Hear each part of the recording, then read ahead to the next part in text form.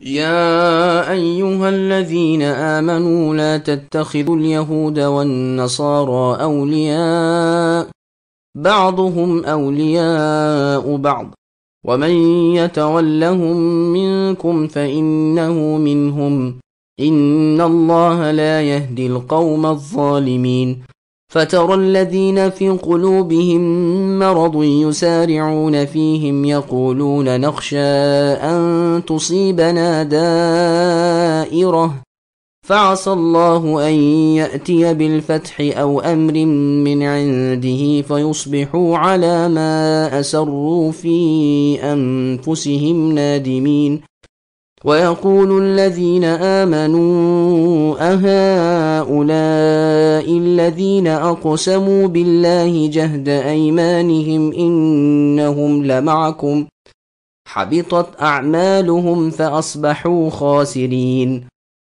اے ایمان والو، تم یہود و نصارہ کو دوست نہ بناؤ، یہ تو آپس میں ہی ایک دوسرے کے دوست ہیں۔ تم میں سے جو بھی ان میں سے کسی سے دوستی کرے وہ انہی میں سے ہے۔ ظالموں کو اللہ تعالیٰ ہرگز راہ راست نہیں دکھاتے۔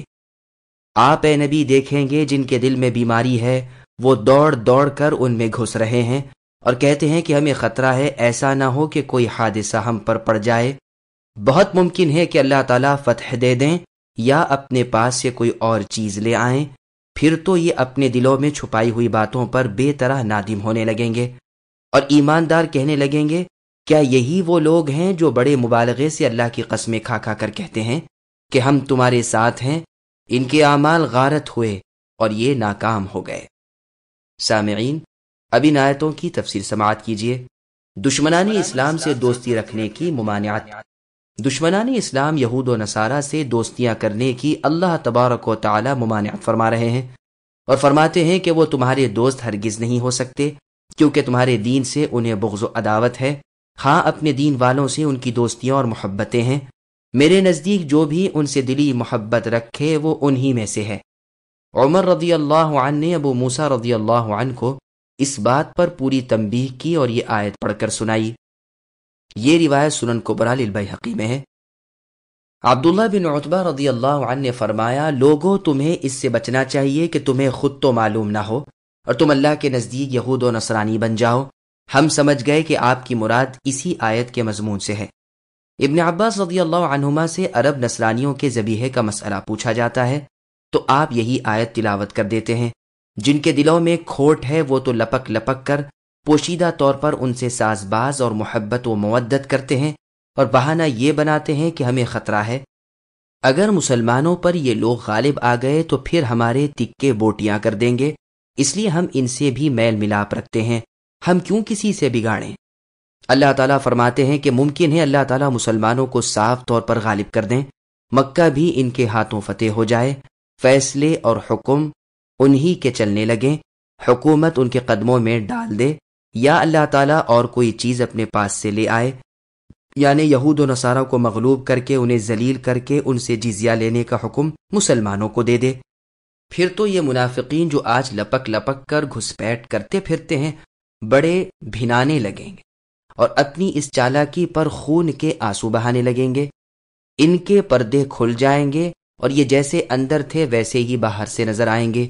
اس وقت مسلمان ان کی مکاریوں پر تعجب کریں گے اور کہیں گے، اے لوگ، یہی وہ لوگ ہیں جو بڑی بڑی قسمیں کھا کھا کر ہمیں یقین دلاتے تھے کہ یہ ہمارے ساتھی ہیں، کھو دیا جو کیا تھا اور برباد ہو گئے۔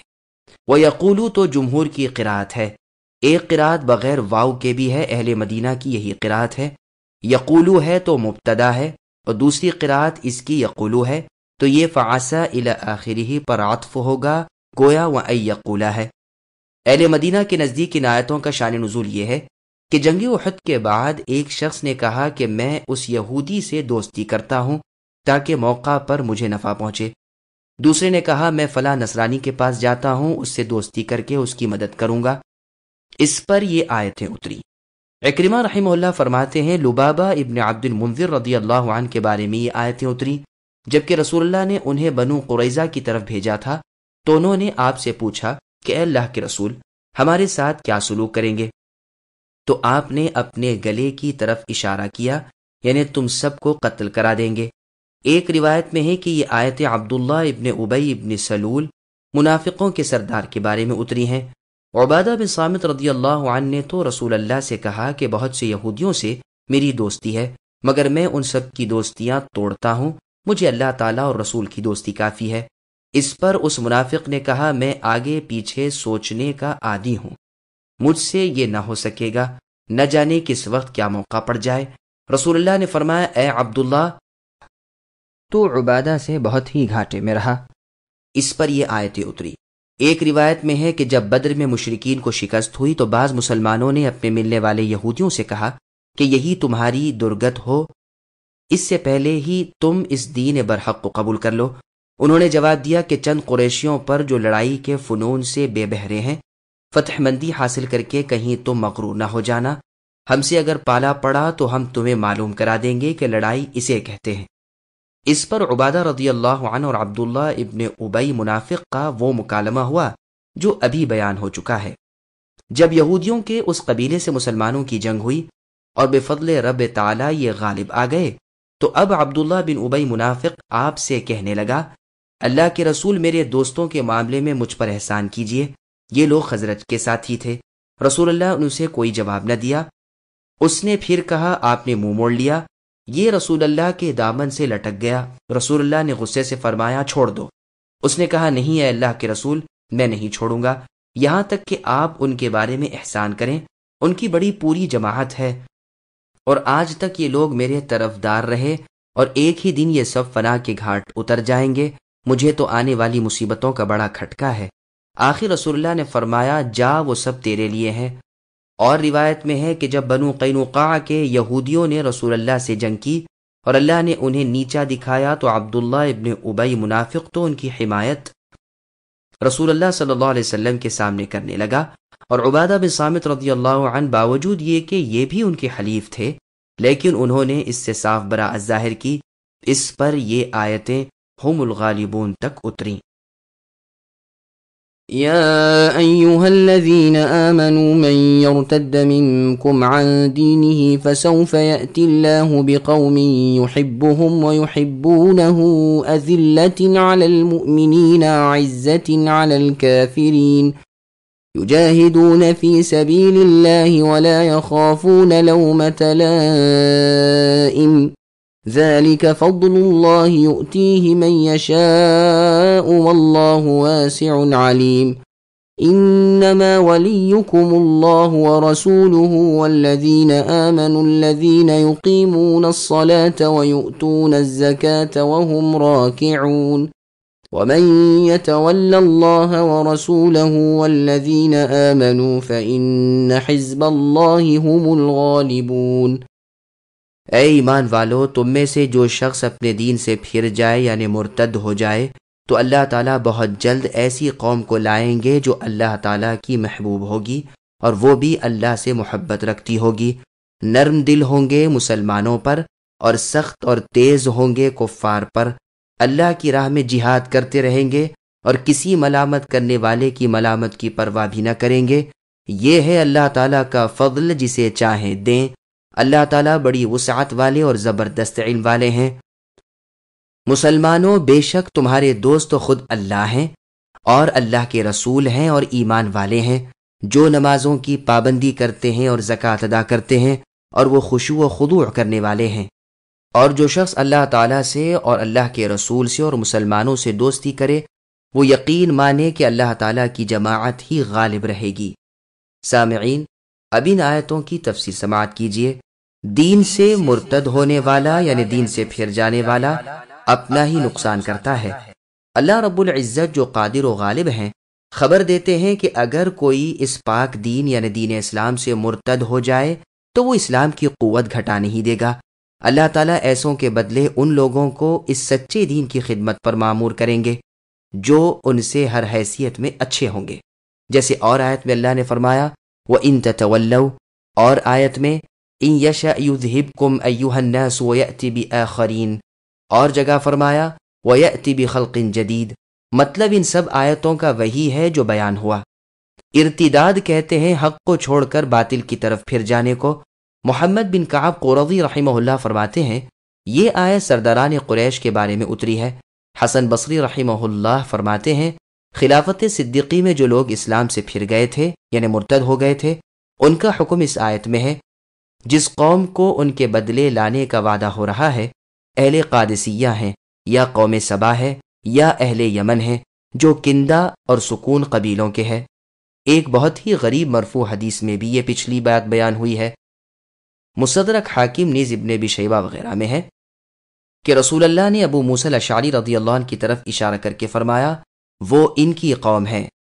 ان کامل ایمان والوں کی صفت بیان ہو رہی ہے کہ یہ اپنے دوستوں یعنی مسلمانوں کے سامنے تو بچ جانے والے ہوتے ہیں اور کفار کے مقابلے میں تن جانے والے، ان پر بھاری پڑنے والے اور ان پر تیز ہونے والے ہوتے ہیں، جیسے فرمایا اشداء علی الکفار رحماء بینہم، یعنی یہ کفار پر تو بہت ہی سخت اور آپس میں ایک دوسرے پر رحم دل ہوتے ہیں۔ رسول اللہ کی صفتوں میں ہے کہ آپ ضحوک تھے اور قتال تھے، یعنی دوستوں کے سامنے ہسمکھ خندارو اور دشمنان دین کے مقابلے میں سخت اور جنگجو۔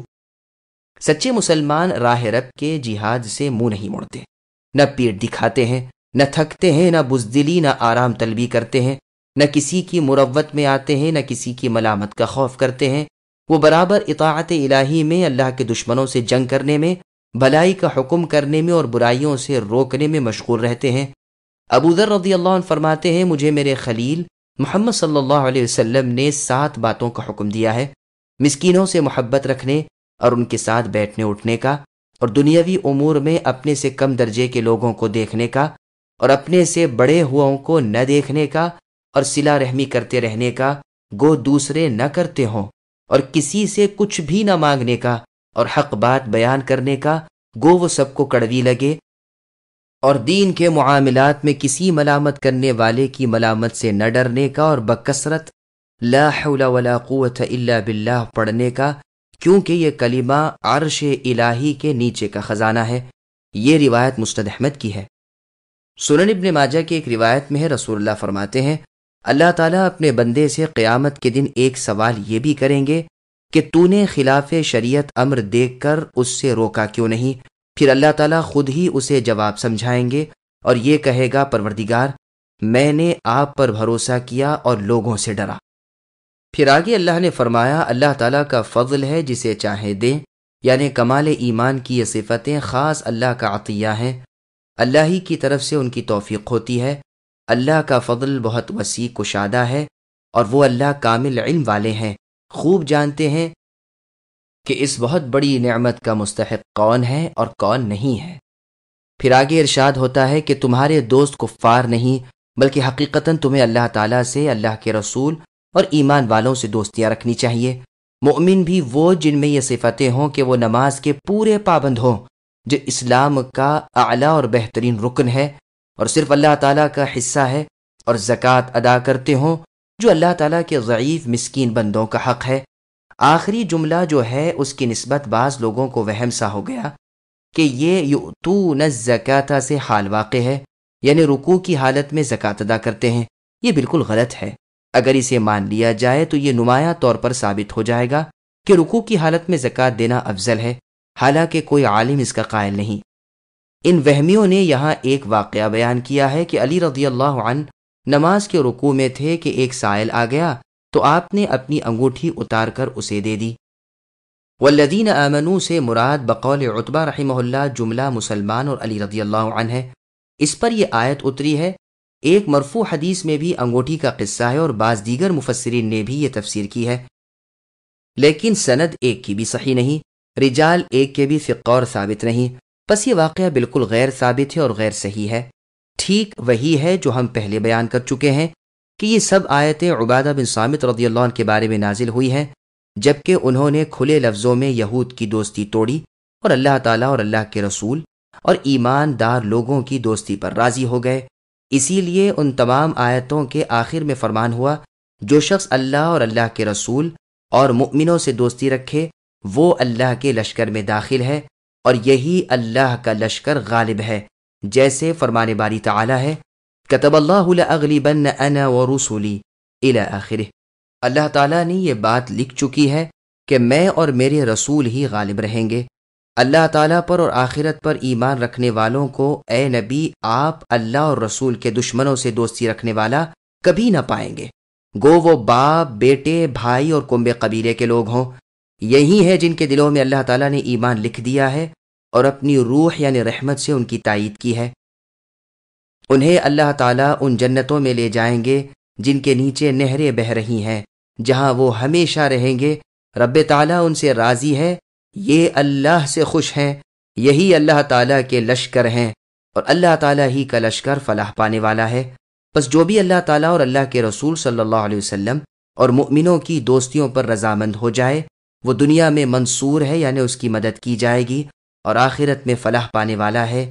اسی لیے اس آیت کو بھی اس جملے پر ختم کیا۔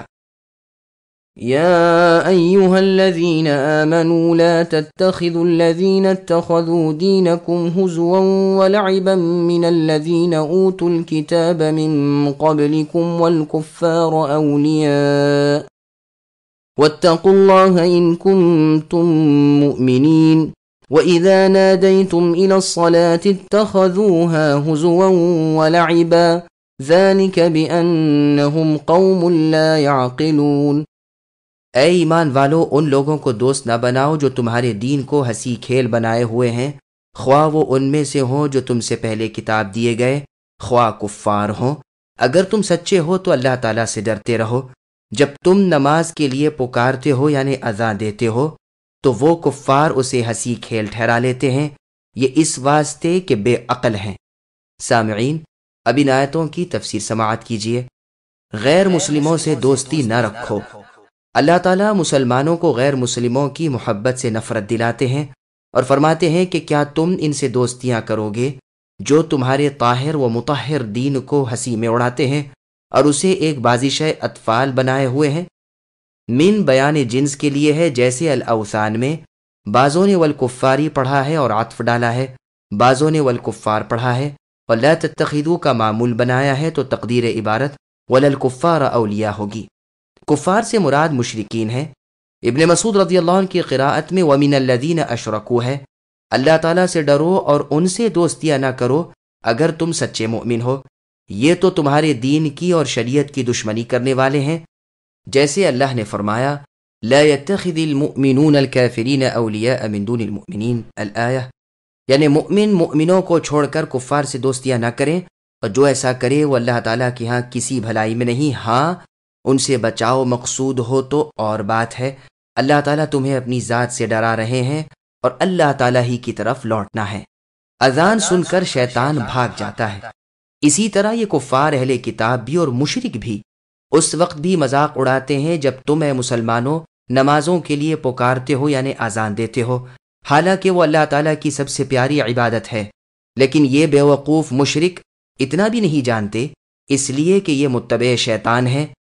اس کی یہ حالت ہے کہ اذان سنتے ہی گوز یعنی پاد مارتا ہوا دم دبائے بھاگتا ہے اور وہاں جا کر ٹھہرتا ہے جہاں اذان کی آواز نہ آئے، اس کے بعد آ جاتا ہے، پھر تکبیر سن کر بھاگ کھڑا ہوتا ہے یعنی اقامت، اس کے ختم ہوتے ہی آ کر اپنے بہکاوے میں لگ جاتا ہے، انسان کو ادھر ادھر کی بھولی بسری باتیں یاد دلاتا ہے، یہاں تک کہ اسے یہ بھی خبر نہیں رہتی کہ نماز کی کتنی رکعتیں پڑھی ہیں۔ جب ایسا ہو تو نمازی کو چاہیے کہ سلام پھیرنے سے پہلے 2 سجدے سہو کے کرے۔ یہ روایت بخاری اور مسلم کی ہے۔ امام زہری رحمہ اللہ فرماتے ہیں کہ اذان کا ذکر قرآن کریم میں بھی ہے، پھر یہی آیت تلاوت کی۔ یہ روایت ابن ابی حاتم کی ہے۔ ایک نصرانی شخص مدینے میں اذان میں جب اشہد ان محمد الرسول اللہ سنتا، یعنی میں گواہی دیتا ہوں کہ محمد اللہ کے رسول ہے، تو کہتا کذاب جل جائے۔ ایک مرتبہ رات کو اس کی خادمہ گھر میں آگ لائی، کوئی پتنگا اڑا جس سے گھر میں آگ لگ گئی، وہ شخص اور اس کا گھر بار سب جل کر خاک ہو گیا۔ فتح مکہ کے سال رسول اللہ نے بلال رضی اللہ عنہ کو کعبے میں اذان کہنے کا حکم دیا۔ قریب ہی ابو سفیان ابن حرب، عتاب ابن اسید اور حارث ابن ہشام بیٹھے ہوئے تھے۔ عتاب نے تو اذان سن کر کہا کہ میرے باپ پر تو اللہ تعالیٰ کا فضل ہوا کہ وہ اس غصہ دلانے والی آواز کے سننے سے پہلے ہی دنیا سے چل بسا۔ حارث کہنے لگا اگر میں اسے سچا جانتا تو مان ہی لیتا۔ ابو سفیان نے کہا کہ جو ابھی مسلمان نہ ہوئے تھے کہ بھائی میں تو کچھ بھی زبان سے نہیں نکالتا، ڈر ہے کہ کہیں یہ کنکریاں اسے خبر نہ کر دیں، یعنی رسول اللہ کو۔ انہوں نے باتیں ختم کی ہی تھیں جو رسول اللہ آ گئے اور فرمانے لگے، اس وقت تم نے یہ باتیں کہی ہیں۔ یہ سنتے ہی عتاب اور حارث تو بول پڑے کہ ہماری گواہی ہے کہ آپ اللہ کے سچے رسول ہیں۔ یہاں تو کوئی چوتھا تھا ہی نہیں، ورنہ ہم یہ گمان کر سکتے تھے کہ اس نے جا کر آپ سے کہہ دیا ہوگا۔ یہ روایت سیرت محمد ابن اسحاق میں ہے۔ عبداللہ بن محیریز رحمہ اللہ جب شام کے سفر کو جانے لگے تو ابو محذورہ رضی اللہ عنہ سے، جن کی گود میں انہوں نے ایام یتیمی بسر کیے تھے، کہ آپ کی اذان کے بارے میں مجھ سے وہاں کے لوگ ضرور سوال کریں گے، تو آپ اپنے واقعات تو مجھے بتا دیجئے۔ فرمایا، ہاں سنو۔ جب رسول اللہ صلی اللہ علیہ وسلم حنین جنگ سے واپس آ رہے تھے، راستے میں ہم لوگ ایک جگہ تھے اور نماز کے وقت رسول اللہ کے مؤذن نے آذان کہی۔ ہم نے اس کی نقل اور مذاق اڑانا شروع کیا، کہیں آپ کے کان میں بھی آوازیں پڑ گئیں۔ سپاہی آیا اور ہمیں رسول اللہ کے پاس لے گیا۔ رسول اللہ نے دریافت فرمایا، تم سب میں زیادہ اونچی آواز کس کی تھی؟ سب نے میری طرف اشارہ کیا تو رسول اللہ نے اور سب کو تو چھوڑ دیا اور مجھے روک لیا اور فرمایا، اٹھو اور اذان کہو۔ واللہ اس وقت رسول اللہ کی ذات سے آپ کی حکم برداری سے زیادہ بری چیز میرے نزدیک کوئی نہ تھی، لیکن بے بس تھا، کھڑا ہو گیا۔ اب خود رسول اللہ نے مجھے اذان سکھائی اور جو آپ سکھاتے رہے میں کہتا رہا، پھر اذان پوری بیان کی۔ جب اذان سے فارغ ہوا تو رسول اللہ نے مجھے ایک تھیلی دی جس میں چاندی تھی، پھر اپنا دست مبارک میرے سر پر رکھا اور پیٹھ تک لائے، پھر فرمایا، اللہ تعالیٰ تجھ میں اور تجھ پر برکت دے۔ اب تو اللہ تعالیٰ کی قسم میرے دل سے عداوت رسول بالکل جاتی رہی، اور بجائے اس کے ایسی ہی محبت رسول اللہ کے دل میں پیدا ہو گئی۔ میں نے آرزو کی کہ مکے کا مؤذن رسول اللہ مجھ کو بنا دیں۔ رسول اللہ نے میری یہ درخواست منظور فرما لی اور میں مکے میں چلا گیا اور وہاں کے گورنر عتاب بن اسید رضی اللہ عنہ سے مل کر مؤذنی پر مامور ہو گیا۔ یہ روایت مسند احمد، نیز صحیح مسلم، سنن ابی داؤد، سنن نسائی اور ابن ماجہ وغیرہ میں ہے۔ ابو محذورہ رضی اللہ عنہ کا نام سمورہ بن معیر ابن لوذان تھا۔ رسول اللہ کے 4 مؤذنوں میں سے ایک آپ تھے اور لمبی مدت تک آپ اہل مکہ کے مؤذن رہے، رضی اللہ عنہ وارضاہ۔ قل يا أهل الكتاب هل تنقمون منا إلا أن آمنا بالله وما أنزل إلينا وما أنزل من قبل وأن أكثركم فاسقون قل هل أنبئكم بشر من ذلك مثوبة عند الله من لعنه الله وغضب عليه وجعل منهم القردة والخنازير وعبد الطاغوت أولئك شر مكانا وأضل عن سواء السبيل وإذا جاءوكم قالوا آمنا وقد دخلوا بالكفر وهم قد خرجوا به والله أعلم بما كانوا يكتمون وترى كثيرا منهم يسارعون في الإثم والعدوان وأكلهم السحت لبئس ما كانوا يعملون لولا ينهاهم الربانيون والأحبار عن قولهم الإثم وأكلهم السحت لبئس ما كانوا يصنعون۔ اے نبی کہہ دیجئے کہ اے یہودیوں اور نصرانیوں، تم ہم سے صرف اس وجہ سے دشمنیاں کر رہے ہو کہ ہم اللہ تعالیٰ پر اور جو کچھ ہماری جانب نازل کیا گیا ہے اور جو کچھ اس سے پہلے اتارا گیا ہے اس پر ایمان لائے ہیں، اور اس لیے بھی کہ تم میں سے اکثر فاسق ہیں۔ اے نبی کہہ دیجئے کہ کیا میں تمہیں بتاؤں کہ اس سے بھی زیادہ برے اجر پانے والا اللہ کے نزدیک کون ہے؟ وہ جس پر اللہ تعالیٰ نے لعنت کی اور اس پر وہ غصہ ہوئے اور ان میں سے بعض کو بندر اور سور بنا دیا، اور وہ جنہوں نے معبودان باطل کی پرستش کی، یہی لوگ بدتر درجے والے ہیں اور یہی راہ راست سے بہت زیادہ بھٹکنے والے ہیں۔ جب تمہارے پاس آتے ہیں تو کہتے ہیں ہم ایمان لائے، حالانکہ وہ کفر لیے ہوئے ہی آئے تھے اور اسی کفر کے ساتھ ہی گئے بھی۔ جو کچھ چھپا رہے ہیں اس سے اللہ تعالیٰ خوب واقف ہیں۔ اے نبی آپ دیکھیں گے کہ ان میں سے اکثر گناہ کے کاموں کی طرف اور ظلم و زیادتی کی طرف اور مال حرام کے کھانے کی طرف لپک رہے ہیں۔ جو کچھ یہ کر رہے ہیں وہ نہایت برے کام ہیں۔ انہیں ان کے عابد و عالم جھوٹ باتوں کے کہنے اور حرام چیزوں کے کھانے سے کیوں نہیں روکتے؟ بے شک برا کام ہے جو یہ کر رہے ہیں۔ سامعین، اب ان آیتوں کی تفسیر سماعت کیجیے۔ نافرمان گروہ کا برا انجام۔ حکم ہوتا ہے کہ جو اہل کتاب تمہارے دین کا اے مسلمانوں مذاق اڑاتے ہیں، ان سے کہو کہ تم نے جو بیر ہم سے باندھ رکھا ہے اس کی وجہ اس کے سوا نہیں کہ ہم اللہ تعالیٰ پر اور اللہ کی تمام کتابوں پر ایمان رکھتے ہیں، پس دراصل نہ تو یہ کوئی وجہ بغض ہے نہ سبب مذمت، یہ استثناء منقطع ہے۔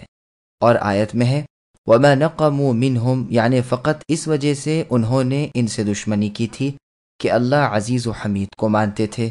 اور جیسے اور آیت میں اللہ کا فرمان ہے وَمَا نَقَمُوا إِلَّا أَنْ أَغْنَاهُمُ اللَّهُ وَرَسُولُهُ مِنْ فَضْلِهِ، یعنی انہوں نے صرف اس کا انتقام لیا کہ انہیں اللہ تعالیٰ نے اپنے فضل سے اور رسول صلی اللہ علیہ وسلم نے مال دے کر غنی کر دیا ہے۔ بخاری اور مسلم کی حدیث میں ہے ابن جمیل اسی کا بدلہ لیتا ہے کہ فقیر تھا تو اللہ تعالیٰ نے اسے غنی کر دیا، اور یہ کہ تم میں سے اکثر صراط مستقیم سے الگ اور خارج ہو چکے ہیں۔ تو جو ہماری نسبت گمان رکھتے ہو، آؤ میں تمہیں بتاؤں کہ اللہ تعالیٰ کے پاس بدلہ پانے میں کون بدتر ہیں، اور وہ تم ہو، کیونکہ یہ خصلتیں تم میں ہی پائی جاتی ہیں، یعنی جسے اللہ تعالیٰ نے لعنت کی ہو، اپنی رحمت سے دور ڈال دیا ہو، اس پر غضبناک ہوئے ہوں، ایسا جس کے بعد رضامند نہیں ہونے کے، اور جن میں سے بعضوں کی صورتیں بگاڑ دی ہوں، بندر اور سور بنا دیے ہوں۔ اس کا پورا بیان سورہ بقرہ میں گزر چکا ہے۔ رسول اللہ سے سوال ہوا کہ کیا یہ بندر اور سور وہی ہیں؟ تو رسول اللہ صلی اللہ علیہ وسلم نے فرمایا جس قوم پر اللہ تعالیٰ کا ایسا عذاب نازل ہوتا ہے ان کی نسل ہی نہیں ہوتی، ان سے پہلے بھی سور اور بندر تھے۔ یہ روایت مختلف الفاظ میں صحیح مسلم اور نسائی میں بھی ہے۔ مسند احمد میں ہے جنوں کی ایک قوم سانپ بنا دی گئی تھی جیسے بندر اور سور بنا دیے گئے۔ یہ حدیث بہت ہی غریب ہے۔ انہی میں سے بعضوں کو غیر اللہ کا پرستار بنا دیا۔ ایک قرات اضافت کے ساتھ طاغوت کی زیر سے بھی ہے، یعنی انہیں بتوں کا غلام بنا دیا۔ بریدہ اسلمی رحمہ اللہ اسے عابد الطاغوت پڑھتے تھے، اور جعفر قاری رحمہ اللہ سے وعبد الطاغوت بھی منقول ہے۔ پھر اس کے معنی میں دوری پڑ جاتی ہے، لیکن فی الواقع دوری بھی نہیں۔ مطلب یہ ہے کہ تم ہی وہ ہو جن میں طاغوت کی عبادت کی گئی۔ الغرض اہل کتاب کو الزام دیا جاتا ہے کہ ہم پر تو عیب گیری کرتے ہو، حالانکہ ہم موحد ہیں، صرف ایک اللہ برحق کے ماننے والے ہیں، اور تم تو وہ ہو کہ یہ سب باتیں تم میں پائی گئیں۔ اس لیے خاتمے پر فرمایا کہ یہی لوگ باعتبار قدر و منزلت کے بہت برے ہیں، اور باعتبار راستی پر ہونے کے بہت دور کی غلط راہ پر پڑے ہوئے ہیں۔ اس افعل التفضیل میں دوسری جانب کچھ نہیں، مشارکت یہاں سرے سے ہے ہی نہیں، جیسے اس آیت میں اصحاب الجنت یومئذ خیر مستقرا واحسن مقیلا۔ پھر منافقوں کی ایک بد خصلت بیان ہو رہی ہے کہ ظاہر میں تو وہ مؤمنوں کے سامنے اظہار ایمان کرتے ہیں اور ان کے باطن کفر سے بھرے پڑے ہیں۔ یہ آپ کے پاس اے نبی آتے ہیں تو کفر کی حالت میں، اور آپ کے پاس سے جاتے ہیں تو اسی حالت میں۔ آپ کی باتیں، آپ کی نصیحتیں ان پر کچھ بھی تو اثر نہیں کرتی، بھلا یہ پردہ داری ان کے کیا کام آئے گی؟ جس سے کام پڑتا ہے وہ تو عالم الغیب ہے، دلوں کے بھید اللہ پر روشن ہے، وہاں جا کر پورا پورا بدلہ بھگتنا پڑے گا۔ اے نبی، آپ دیکھ رہے ہیں کہ یہ گناہوں پر، حرام پر اور باطل کے ساتھ لوگوں کے مال پر کس طرح چڑھ دوڑتے ہیں۔ ان کے اعمال نہایت ہی خراب ہو چکے ہیں۔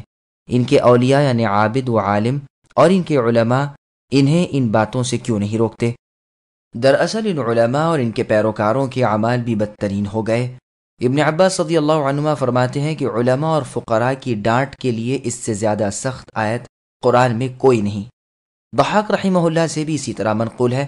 علی رضی اللہ عنہ نے اپنے خطبے میں اللہ تعالیٰ کی حمد و ثنا کی بات فرمایا، لوگوں تم سے اگلے لوگ اسی بنا پر ہلاک کر دیے گئے کہ وہ برائیاں کرتے تھے اور ان کے عالم اور اللہ والے خاموش رہتے تھے۔ جب یہ عادت ان میں پڑ گئی تو اللہ تعالیٰ نے انہیں قسم قسم کی سزائیں دیں۔ بس تمہیں چاہیے کہ بھلائی کا حکم کرو، برائی سے روکو، اس سے پہلے کہ تم پر بھی وہی عذاب آ جائیں جو تم سے پہلے والوں پر آئے۔ سنن ابن ماجہ میں جریر ابن عبداللہ البجلی رضی اللہ عنہ سے روایت ہے، رسول اللہ صلی اللہ علیہ وسلم نے فرمایا، جن لوگوں میں اللہ کی نافرمانی کی جائے جبکہ وہ گناہ کرنے والوں سے زیادہ طاقتور اور زیادہ زور آور ہوں، اس کے باوجود مجرموں کو گناہ سے منع نہ کریں تو اللہ تعالیٰ ان سب پر عذاب نازل کر دیتے ہیں۔ وقالت اليهود يد الله مغلولة غلت أيديهم ولعنوا بما قالوا بل يداه مبسوطتان ينفق كيف يشاء وَلَيَزِيدَنَّ كَثِيرًا مِّنْهُم مَّا أُنزِلَ إِلَيْكَ مِن رَّبِّكَ طُغْيَانًا وَكُفْرًا وَأَلْقَيْنَا بَيْنَهُمُ الْعَدَاوَةَ وَالْبَغْضَاءَ إِلَى يَوْمِ الْقِيَامَةِ كُلَّمَا أَوْقَدُوا نَارًا لِّلْحَرْبِ أَطْفَأَهَا اللَّهُ وَيَسْعَوْنَ فِي الْأَرْضِ فَسَادًا وَاللَّهُ لَا يُحِبُّ الْمُفْسِدِينَ وَلَوْ أَنَّ أَهْلَ الْكِتَابِ آمَنُوا وَاتَّقَوْا لَكَفَّرْنَا عَنْهُمْ سَيِّئَاتِهِمْ وَلَأَدْخَلْنَاهُمْ جَنَّاتِ النَّعِيمِ وَلَوْ أَنَّهُمْ أَقَامُوا التَّوْرَاةَ وَالْإِنجِيلَ وَمَا أُنزِلَ إِلَيْهِم مِّن رَّبِّهِمْ لَأَكَلُوا مِن فَوْقِهِمْ وَمِن تَحْتِ أَرْجُلِهِم مِّنْهُمْ أُمَّةٌ مُّقْتَصِدَةٌ وَكَثِيرٌ مِّنْهُمْ سَاءَ مَا يَعْمَلُونَ۔ اور یہودیوں نے کہا اللہ تعالیٰ کے ہاتھ بندھے ہوئے ہیں، انہی کے ہاتھ بندھے ہوئے ہیں، اور ان کے اس قول کی وجہ سے ان پر لعنت کی گئی، بلکہ اللہ تعالیٰ کے دونوں ہاتھ کھلے ہوئے ہیں، جس طرح چاہتے ہیں خرچ کرتے رہتے ہیں۔ جو کچھ آپ کی طرف اے نبی آپ کے رب تعالیٰ کی جانب سے اتارا جاتا ہے وہ ان میں سے اکثر کو تو سرکشی اور کفر میں اور بڑھا دیتا ہے۔ ہم نے ان میں آپس میں ہی قیامت تک کے لیے عداوت اور بغض ڈال دیا ہے۔ وہ جب کبھی لڑائی کی آگ کو بھڑکانا چاہتے ہیں تو اللہ تعالیٰ اسے بجھا دیتے ہیں۔ یہ ملک بھر میں شر و فساد مچاتے پھرتے ہیں، اللہ تعالیٰ فسادیوں سے محبت نہیں کرتے۔ اگر یہ اہل کتاب ایمان لاتے اور تقوی اختیار کرتے تو ہم ان کی تمام برائیاں معاف فرما دیتے اور ضرور انہیں راحت و آرام کی جنتوں میں لے جاتے۔ اور اگر یہ لوگ تورات و انجیل اور ان کی جانب جو کچھ اللہ تعالیٰ کی طرف سے نازل فرمایا گیا ہے ان پر پورے پابند رہتے تو یہ لوگ اپنے اوپر نیچے سے روزیاں پاتے اور کھاتے۔ ایک جماعت تو ان میں سے درمیانہ روش کی ہے، باقی ان میں کے اکثر لوگوں کے بڑے برے اعمال ہیں۔ سامعین، اب ان آیتوں کی تفسیر سماعت کیجیے۔ یہودیوں کی اللہ تعالیٰ کی شان میں گستاخی۔ ملعون یہودیوں کا ایک خبیث قول بیان فرما رہے ہیں کہ یہ اللہ تعالیٰ کو بخیل کہتے تھے۔ یہی لوگ اللہ تعالیٰ کو فقیر بھی کہتے ہیں۔ اللہ تعالیٰ کی ذات اس ناپاک مقولے سے بہت بلند و بالا ہے۔ بس اللہ تعالیٰ کے ہاتھ بندھے ہوئے ہیں سے مطلب ان کا یہ نہ تھا کہ ہاتھ جکڑ دیے گئے ہیں، بلکہ مراد اس سے بخل تھا۔ یہی محاورہ قرآن میں اور جگہ بھی ہے۔ اللہ فرماتے ہیں لا تجعل یدک مغلولۃ الی عنقک، یعنی اپنے ہاتھ اپنی گردن سے باندھ بھی نہ لیجیے اور نہ حد سے بھی زیادہ پھیلا دیجیے کہ پھر تکان اور ندامت کے ساتھ بیٹھ رہنا پڑے۔ پس بخل سے اور اسراف سے اللہ تعالیٰ نے اس آیت میں روکا۔ پس ملعون یہودیوں کا بھی ہاتھ بندھا ہوا ہونے سے یہی مراد تھا۔ فنحاس نامی یہودی نے یہ کہا تھا۔ اس سے یہ ہرگز سمجھا نہ جائے کہ اللہ کے ہاتھ نہیں، کہ جو اللہ تعالیٰ کو فقیر کہتا تھا اور ہم غنی ہیں، جس پر ابو بکر صدیق رضی اللہ عنہ نے اسے پیٹا تھا۔ ایک روایت میں ہے کہ شناس ابن قیس نے یہی کہا تھا، جس پر یہ آیت اتری اور ارشاد ہوا کہ بخیل اور کنجوس، ذلیل اور بزدل یہ لوگ خود ہیں۔ چنانچہ اور آیت میں ہے اگر یہ بادشاہ بن جائیں تو کسی کو کچھ بھی نہ دیں، بلکہ یہ تو اوروں کی نعمتیں دیکھ کر جلتے ہیں۔ یہ ذلیل تر لوگ ہیں، بلکہ اللہ تعالیٰ کے ہاتھ کھلے ہیں، وہ بہت کچھ خرچ کرتے رہتے ہیں۔ اللہ کا فضل وسیع ہے، اللہ کی بخشش عام ہے، ہر چیز کے خزانے اللہ کے ہاتھوں میں ہیں، ہر نعمت اللہ کی طرف سے ہے، ساری مخلوق دن رات ہر وقت ہر جگہ اللہ ہی کی محتاج ہے۔ اللہ تعالیٰ فرماتے ہیں وَآتَاكُم مِّن كُلِّ مَا سَأَلْتُمُوهُ وَإِن تَعُدُّوا نِعْمَةَ اللَّهِ لَا تُحْصُوهَا إِنَّ الْإِنسَانَ لَظَلُومٌ كَفَّارٌ، کہ تم نے جو مانگا اللہ تعالیٰ نے وہ دیا، اگر تم اللہ تعالیٰ کی نعمتوں کا شمار کرنا چاہو تو بھی شمار نہیں کر سکتے، یقیناً انسان بڑا ہی ظالم بے حد ناشکرا ہے۔ مسند احمد میں حدیث ہے، اللہ کے رسول فرماتے ہیں اللہ تعالیٰ کا داہنا ہاتھ پر ہے، یعنی بھرا ہوا ہے، دن رات کا خرچ اس کے خزانے کو گھٹاتا نہیں ہے۔ شروع سے لے کر آج تک جو کچھ بھی اللہ نے اپنی مخلوق کو عطا فرمایا ہے، اس عطا نے اللہ کے خزانے میں کوئی کمی نہیں کی۔ اللہ کا عرش پہلے پانی پر تھا، اللہ ہی کے ہاتھ میں فیض ہے یا قبضہ ہے، وہی بلندی اور پستی کرتے ہیں۔ اللہ کا فرمان ہے کہ لوگو تم میری راہ میں خرچ کرو، تم دیے جاؤ گے۔ بخاری اور مسلم میں بھی یہ حدیث ہے۔ پھر آگے اللہ نے فرمایا، جس قدر اللہ تعالیٰ کی نعمتیں اے نبی آپ کے پاس بڑھیں گی، اتنا ہی ان شیاطین کا کفر و حسد اور جلاپن بڑھے گا۔ ٹھیک اسی طرح جس طرح مؤمنوں کا ایمان اور ان کی تسلیم و اطاعت بڑھتی ہے۔ جیسے اور آیت میں اللہ کا فرمان ہے، قل هو للذین آمنوا ھدی وشفاء، ایمان والوں کے لیے تو یہ ہدایت و شفا ہے، اور بے ایمان اس سے اندھے بہرے ہیں۔ یہی ہے جو دور دراز سے پکارے جاتے ہیں۔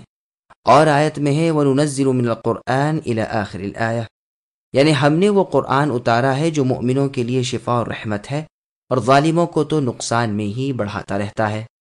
پھر ارشاد ہوا کہ ان کے دلوں میں سے خود آپس کا بغض و بیر بھی قیامت تک نہیں ہٹے گا۔ ایک دوسرے کے آپس میں ہی خون پینے والے یہ لوگ ہیں۔ ناممکن ہے کہ یہ حق پر جم جائیں، یہ اپنے ہی دین میں فرقے فرقے ہو رہے ہیں۔ جھگڑے اور عداوتیں ان میں آپس میں چلی جا رہی ہیں اور جاری ہی رہیں گی۔ یہ بسا اوقات لڑائی کے سامان کرتے ہیں، چوطرف ایک آگ آپ کے خلاف اے نبی بھڑکانا چاہتے ہیں، لیکن ہر مرتبہ منہ کی کھاتے ہیں۔ ان کا مکر انہی پر لوٹ جاتا ہے۔ یہ مفسد لوگ ہیں، اللہ تعالیٰ کے دشمن ہیں۔ کسی مفسد کو اللہ تعالیٰ اپنا دوست نہیں بناتے۔ اگر یہ با ایمان اور پرہیزگار بن جائیں تو ہم ان سے تمام ڈر دور کر دیں اور مقصود سے انہیں ملا دیں۔ اگر یہ تورات و انجیل اور اس قرآن کو مان لیں، کیونکہ تورات و انجیل کا ماننا اس قرآن کے ماننے کو لازم کر دے گا۔ ان کی صحیح تعلیم یہی ہے کہ یہ قرآن سچا ہے، اس کی اور نبی آخر الزماں محمد صلی اللہ علیہ وسلم کی تصدیق پہلے کی کتابوں میں موجود ہے۔ تو اگر یہ اپنی ان کتابوں کو بغیر تحریف و تبدیل اور تعویل و تفسیر کے مانے تو وہ انہیں اسی اسلام کی ہدایت کریں گی جو رسول اللہ صلی اللہ علیہ وسلم بتلاتے ہیں۔ اس صورت میں اللہ تعالیٰ انہیں دنیا کے فائدے بھی دیں گے اور آسمان سے پانی برسائیں گے، زمین سے پیداوار اگائیں گے، نیچے اوپر کی یعنی زمین آسمان کی برکتیں انہیں مل جائیں گی۔ جیسے اور آیت میں اللہ کا ارشاد ہے وَلَوْ أَنَّ أَهْلَ الْقُرَىٰ آمَنُوا وَاتَّقَوْا الآیہ، یعنی اگر بستیوں والے ایمان لاتے اور پرہیزگاری کرتے تو ہم ان پر آسمان و زمین سے برکتیں نازل فرماتے۔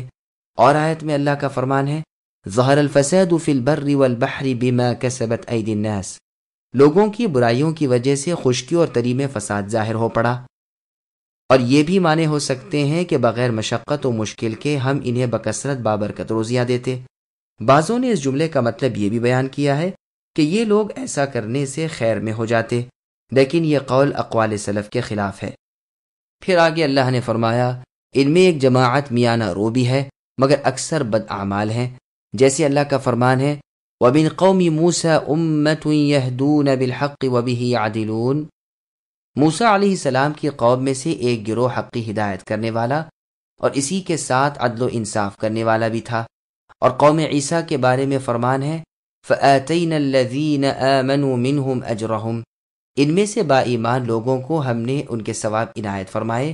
یہ نکتہ خیال میں رہے کہ ان کا بہترین درجہ بیچ کا بیان فرمایا، اور اس امت میں یہ درجہ دوسرا درجہ ہے جس پر ایک تیسرا اونچا درجہ بھی ہے۔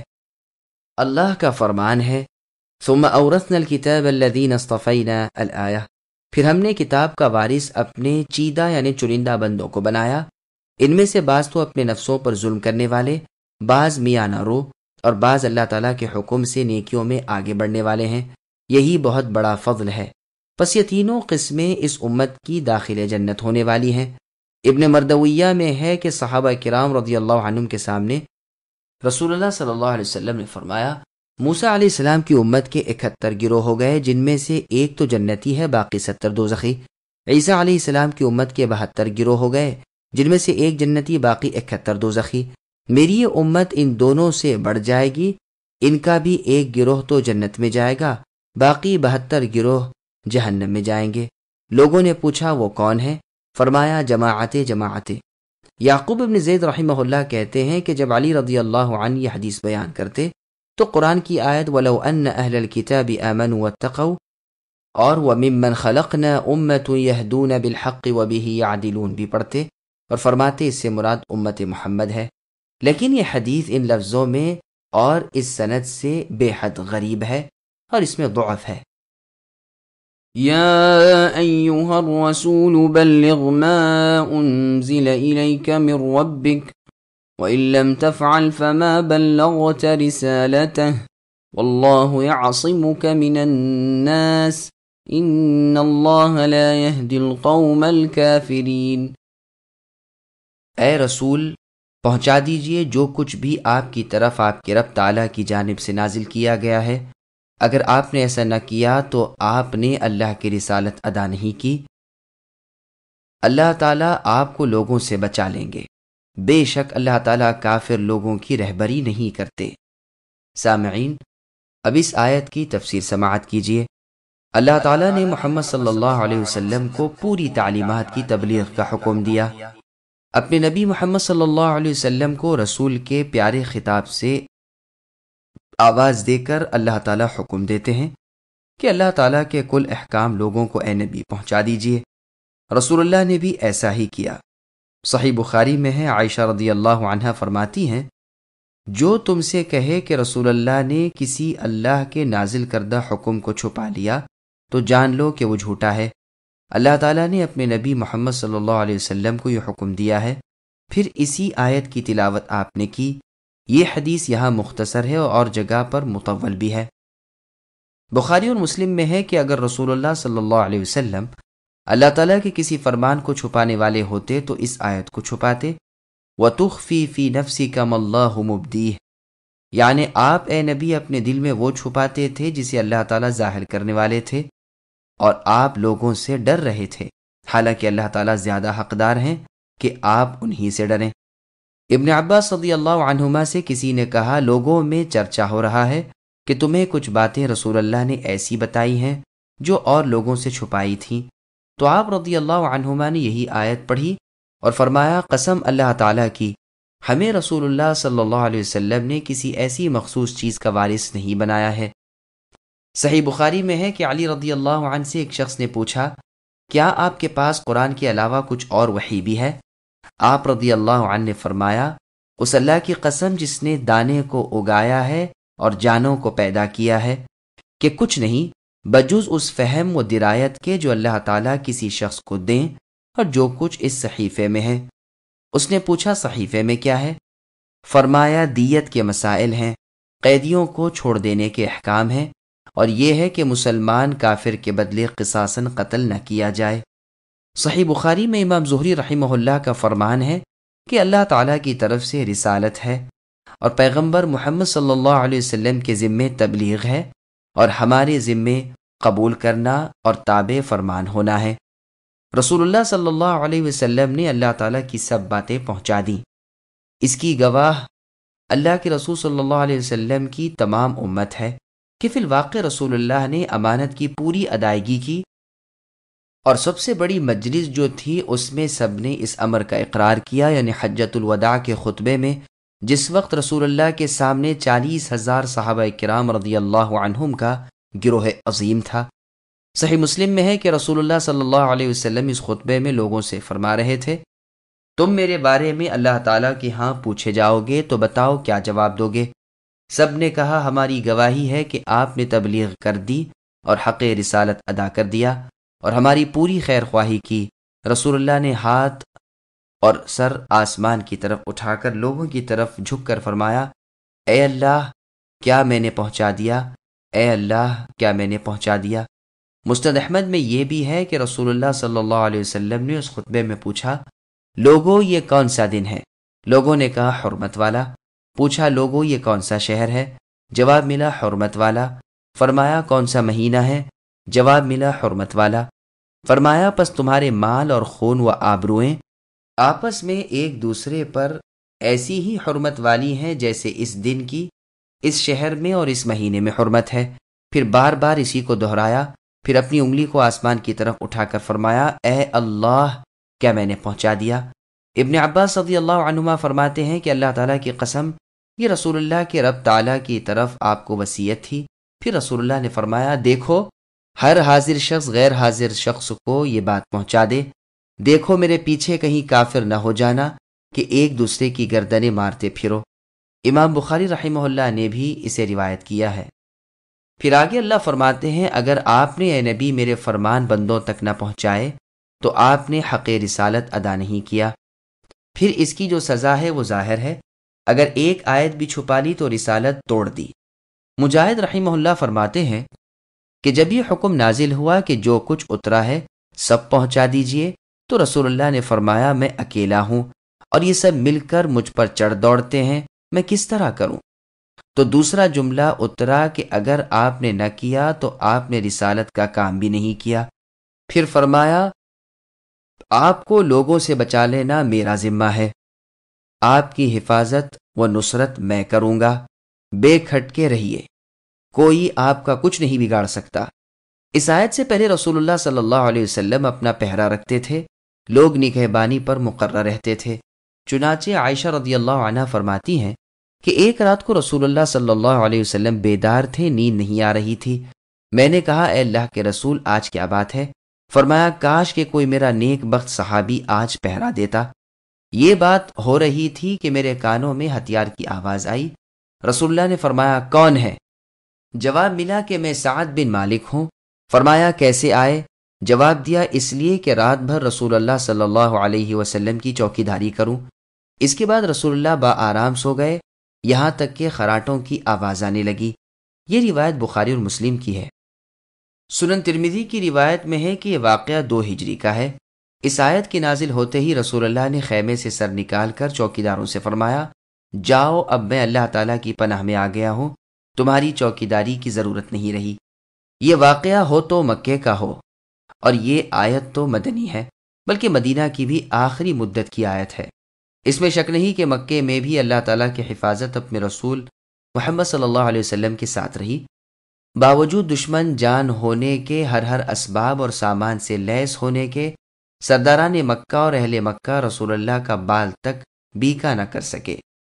ابتدائے رسالت کے زمانے میں اپنے چچا ابو طالب کی وجہ سے، جو کہ قریشیوں کے سردار اور با اثر شخص تھے، رسول اللہ کی حفاظت ہوتی رہی۔ ان کے دل میں اللہ تعالیٰ نے آپ کی محبت و عزت ڈال دی۔ یہ محبت طبعی تھی، شرعی نہ تھی، یعنی چچا ہونے کی حیثیت سے محبت کرتے تھے، نہ کہ رسول ہونے کی، کیونکہ اگر شرعی ہوتی تو قریش رسول اللہ کے ساتھ ہی ان کی بھی جان کے خواہاں ہو جاتے۔ ان کے انتقال کے بعد اللہ تعالیٰ انصار کے دلوں میں رسول اللہ صلی اللہ علیہ وسلم کی شرعی محبت پیدا کر دی۔ رسول اللہ انہی کے ہاں چلے گئے۔ اب تو مشرکین بھی اور یہودی بھی بڑھ بڑھا کر نکل کھڑے ہوئے، بڑے بڑے سامان لشکر لے کر چل دوڑے، لیکن بار بار کی ناکامیوں نے ان کی امیدوں پر پانی پھیر دیا۔ اسی طرح خفیہ سازشیں بھی جتنی کیں، اللہ تعالیٰ نے بھی انہی پر الٹ دیں۔ ادھر وہ یہودی جادو کرتے ہیں، ادھر سورہ معوذتین یعنی سورہ فلق اور سورہ ناس نازل ہوتی ہیں اور ان کا جادو اتر جاتا ہے۔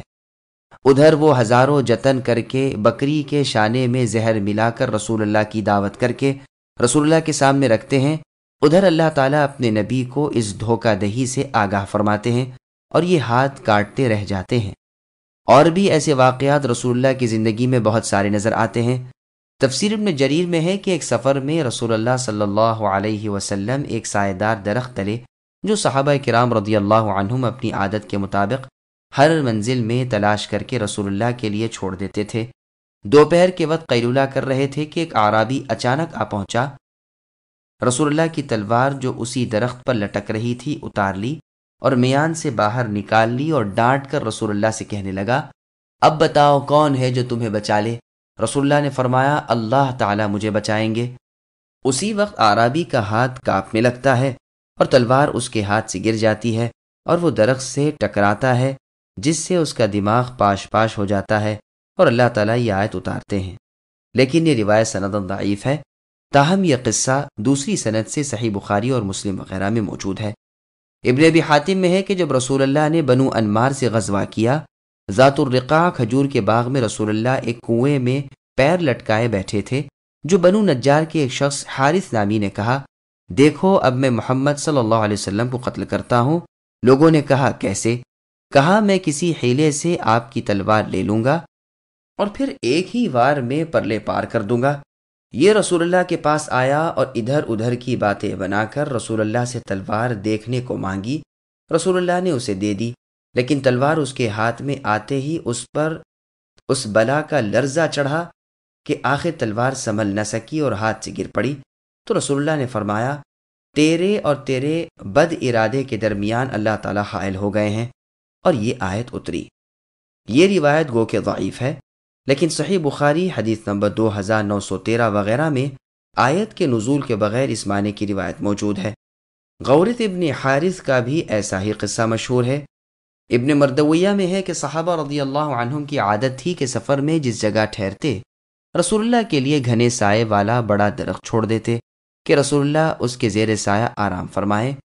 ایک دن رسول اللہ اسی طرح ایسے درخت کے نیچے سو گئے اور رسول اللہ کی تلوار اسی درخت میں لٹک رہی تھی۔ ایک شخص آ گیا اور تلوار ہاتھ میں لے کر کہنے لگا، اب بتاؤ کہ میرے ہاتھ سے تمہیں کون بچائے گا؟ رسول اللہ نے فرمایا، اللہ تعالیٰ بچائیں گے، تلوار رکھ دے۔ وہ اس قدر ہیبت میں آ گیا کہ حکم برداری کرنی ہی پڑی اور تلوار رسول اللہ کے سامنے ڈال دی، اور اللہ تعالیٰ نے یہ آیت اتاری، واللہ یعصمک من الناس، اور اللہ تعالیٰ آپ کو لوگوں سے بچا لیں گے۔ یہ روایت صحیح ابن حبان کی ہے۔ پھر آگے اللہ فرماتے ہیں، آپ کے ذمے اے نبی صرف تبلیغ ہے، ہدایت رب کے ہاتھ میں ہے، وہ کافروں کو ہدایت نہیں دیں گے، آپ پہنچا دیجئے، حساب کے لینے والے اللہ تعالیٰ ہی ہیں۔ قل يا أهل الكتاب لستم على شيء حتى تقيموا التوراة والإنجيل وما أنزل إليكم من ربكم وَلَيَزِيدَنَّ كَثِيرًا مِّنْهُمْ مَا أُنزِلَ إِلَيْكَ مِن رَّبِّكَ طُغْيَانًا وَكُفْرًا فَلَا تَأْسَ عَلَى الْقَوْمِ الْكَافِرِينَ إِنَّ الَّذِينَ آمَنُوا وَالَّذِينَ هَادُوا وَالصَّابِئُونَ وَالنَّصَارَىٰ مَنْ آمَنَ بِاللَّهِ وَالْيَوْمِ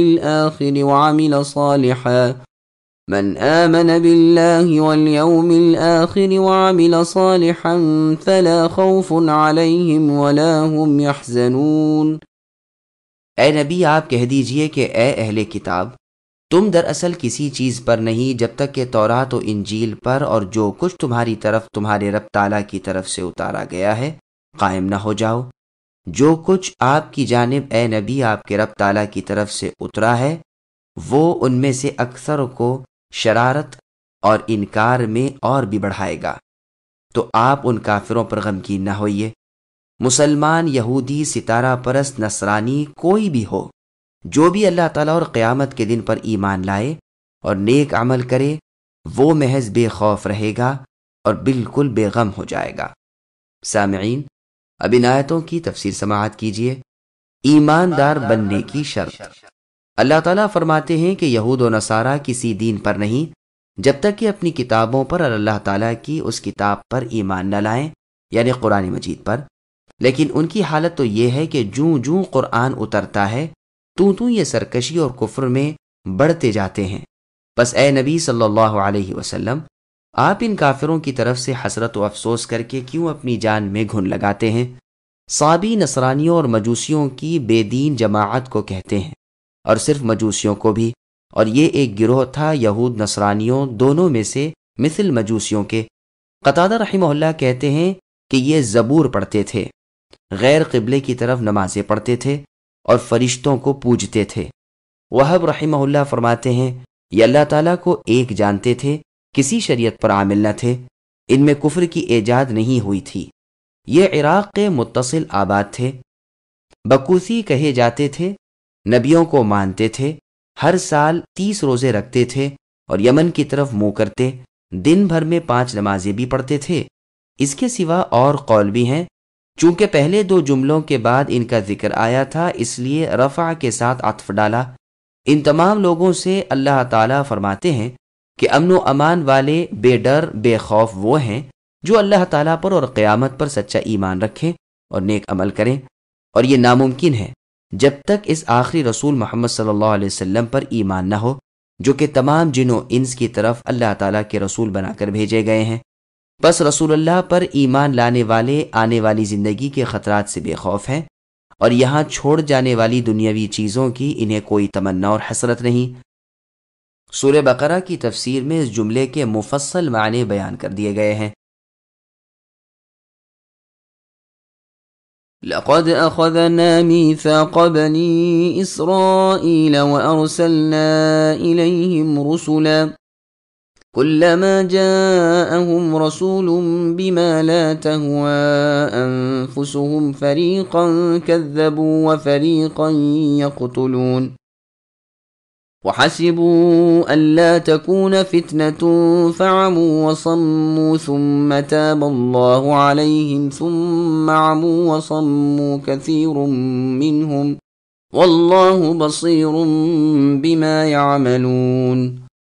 ہم نے بالیقین بنی اسرائیل سے عہد و پیمان لیا اور ان کی طرف رسولوں کو بھیجا۔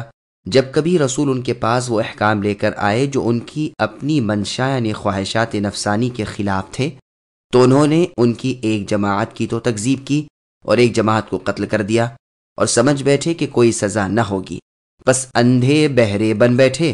پھر اللہ تعالیٰ ان پر متوجہ ہوئے، اس کے بعد بھی ان میں سے اکثر اندھے بہرے ہو گئے۔ اللہ تعالیٰ ان کے اعمال کو بخوبی دیکھنے والے ہیں۔ سامعین، اب ان آیتوں کی تفصیل سماعت کیجیے۔ یہود و نصارہ کی عہد شکنیاں۔ اللہ تعالیٰ نے یہود و نصارہ سے وعدے لیے تھے کہ وہ اللہ کے احکام پر عامل اور وحی کے پابند رہیں گے، لیکن انہوں نے وہ میثاق توڑ دیا اور اپنی رائے و خواہش کے پیچھے لگ گئے۔ کتاب اللہ کی جو بات انہوں نے اپنی منشا اور رائے کے مطابق پائی مان لی، جس میں خلاف نظر آیا ترک کر دی، اور نہ صرف اتنا ہی بلکہ رسولوں کے مخالف ہو کر بہت رسولوں کو جھوٹا بتایا اور بہتوں کو قتل بھی کر دیا، کیونکہ ان کے لائے ہوئے احکام ان کی رائے و قیاس کے خلاف تھے۔ اتنے بڑے پاپ کے بعد بھی بے فکر ہو کر بیٹھے اور سمجھ لیا کہ ہمیں کوئی سزا نہ ہوگی، لیکن انہیں زبردست روحانی سزا ہوئی، یعنی وہ حق سے دور ڈال دیے گئے اور اس سے اندھے بہرے بنا دیے گئے، نہ حق کو سنے نہ ہدایت کو دیکھ سکیں۔ لیکن پھر بھی اللہ تعالیٰ نے ان پر مہربانی کی، لیکن اس کے بعد ان میں سے اکثر ایسے ہی ہو گئے کہ حق سے نابینا اور حق کے سننے سے محروم۔ اللہ تعالیٰ ان کے اعمال سے باخبر ہیں، وہ جانتے ہیں کہ کون کس چیز کا مستحق ہے اور کون نہیں ہے۔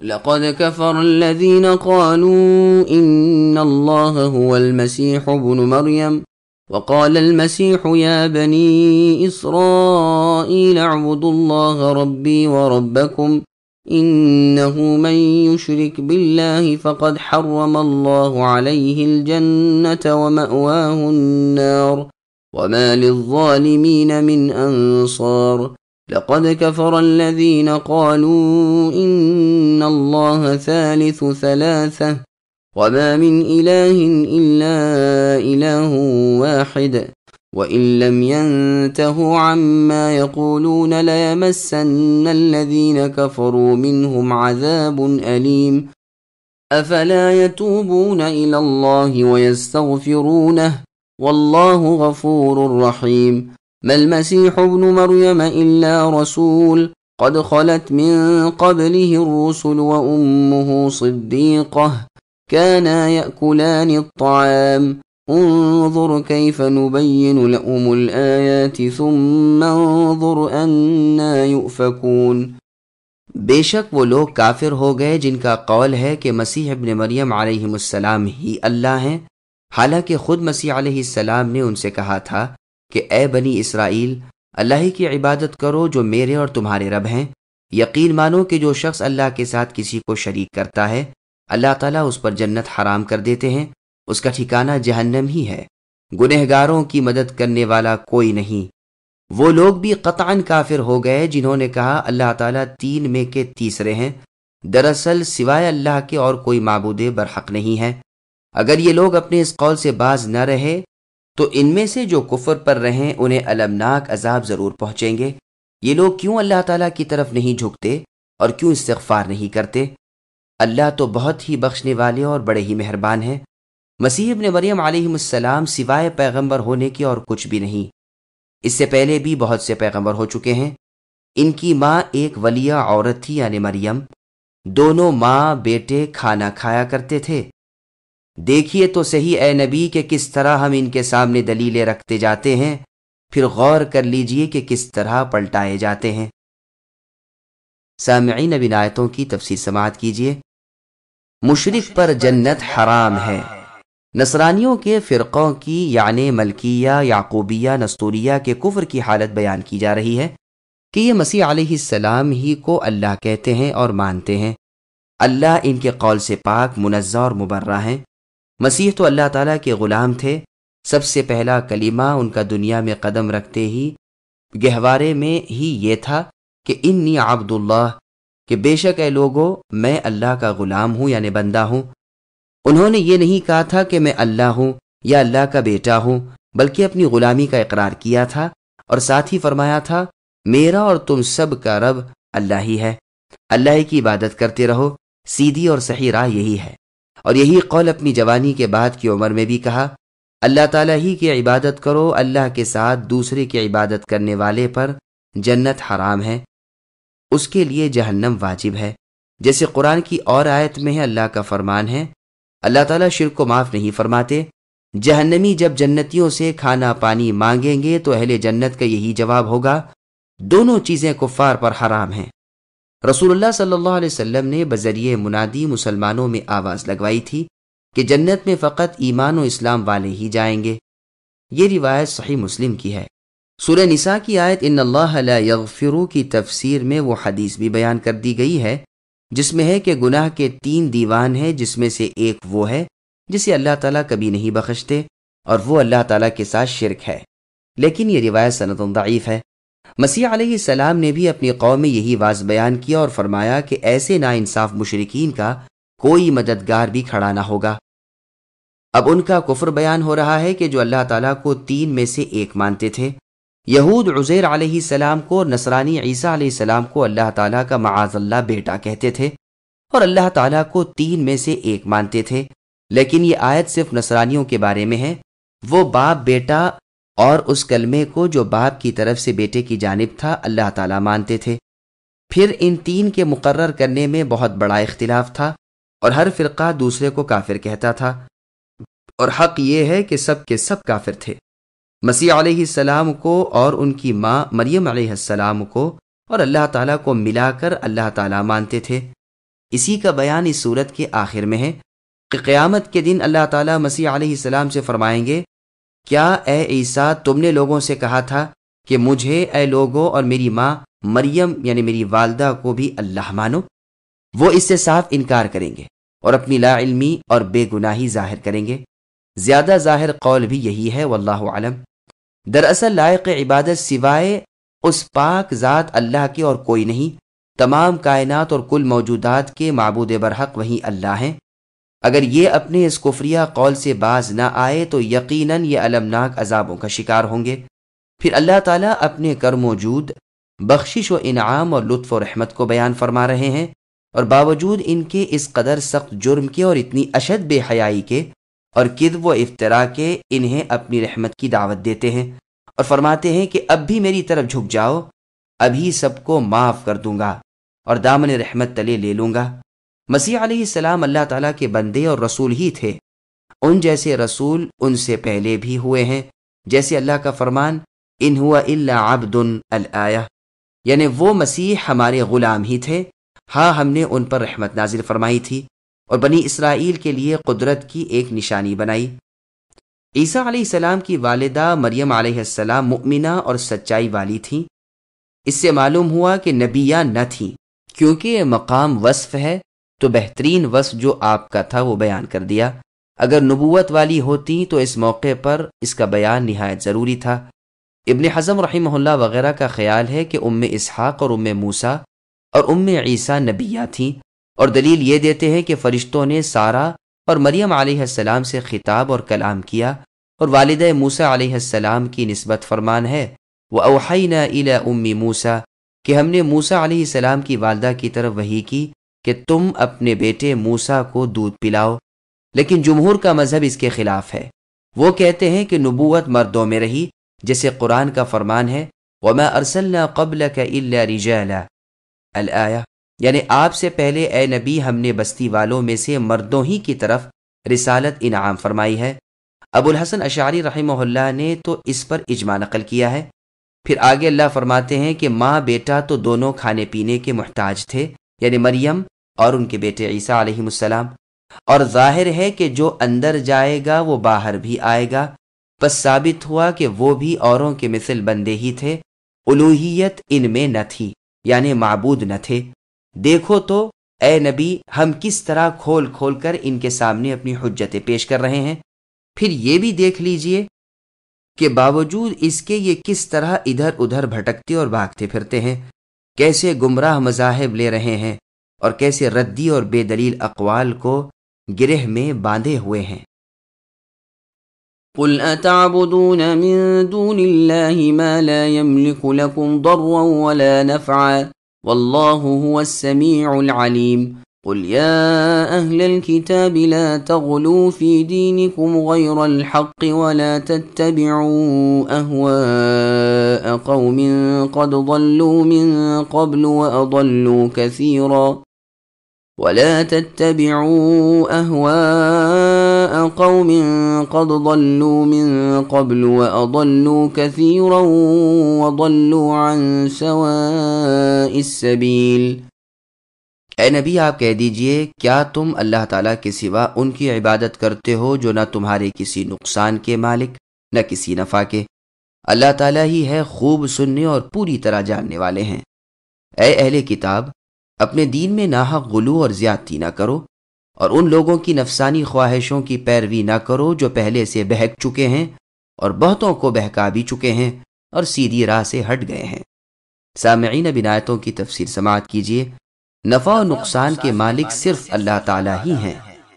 معبودان باطلہ یعنی جھوٹے معبودوں کی جو اللہ تعالیٰ کے سوا ہیں عبادت کرنے سے ممانعت کی جاتی ہے، روکا جاتا ہے کہ ان تمام لوگوں سے اے نبی کہہ دیجئے کہ جو تم سے ضرر کو دفع کرنے کی اور نفع کو پہنچانے کی کچھ بھی طاقت نہیں رکھتے، آخر تم کیوں انہی کی عبادت کرنے چلے جا رہے ہو؟ تمام باتوں کے سننے والے اور تمام چیزوں سے باخبر اللہ تعالیٰ سے ہٹ کر بے سمع و بصر، بے ضرر بے نفع و بے قدر اور بے قدرت چیزوں کے پیچھے پڑ جانا، یہ کون سی عقل مندی ہے؟ اے اہل کتاب اتباع حق کی حدوں سے آگے نہ بڑھو، جس کی توقیر کرنے کا جتنا حکم ہوا اتنا ہی اس کی توقیر و عزت و احترام کرو۔ انسانوں کو جنہیں اللہ نے نبوت دی ہے، نبوت کے درجے سے الوہیت کے درجے تک نہ پہنچاؤ، جیسے کہ تم جناب مسیح علیہ السلام کے بارے میں غلطی کر رہے ہو، اور اس کی کوئی وجہ نہیں بجز اس کے کہ تم اپنے پیروں، مرشدوں، استادوں اور اماموں کے پیچھے لگ گئے ہو۔ وہ خود ہی گمراہ ہیں بلکہ گمراہ کن ہیں۔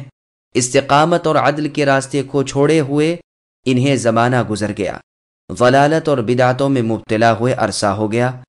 ابن ابی حاتم کی تفسیر میں ہے کہ ایک شخص ان میں اللہ تعالیٰ کے دین کا بڑا پابند تھا۔ ایک زمانے کے بعد شیطان نے اسے بہکا دیا کہ جو اگلے کر گئے وہی تم بھی کر رہے ہو، اس میں کیا رکھا ہے؟ اس کی وجہ سے نہ تو عام لوگوں میں تمہاری قدر ہوگی نہ شہرت۔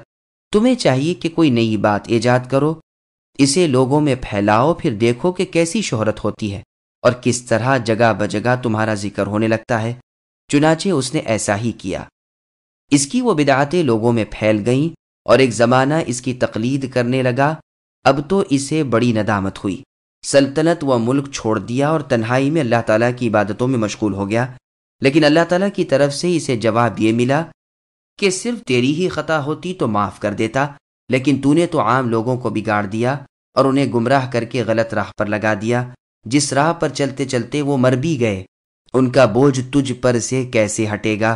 میں تو تیری توبہ قبول نہیں فرماؤں گا۔ بس ایسو ہی کے بارے میں یہ آیت اتری ہے۔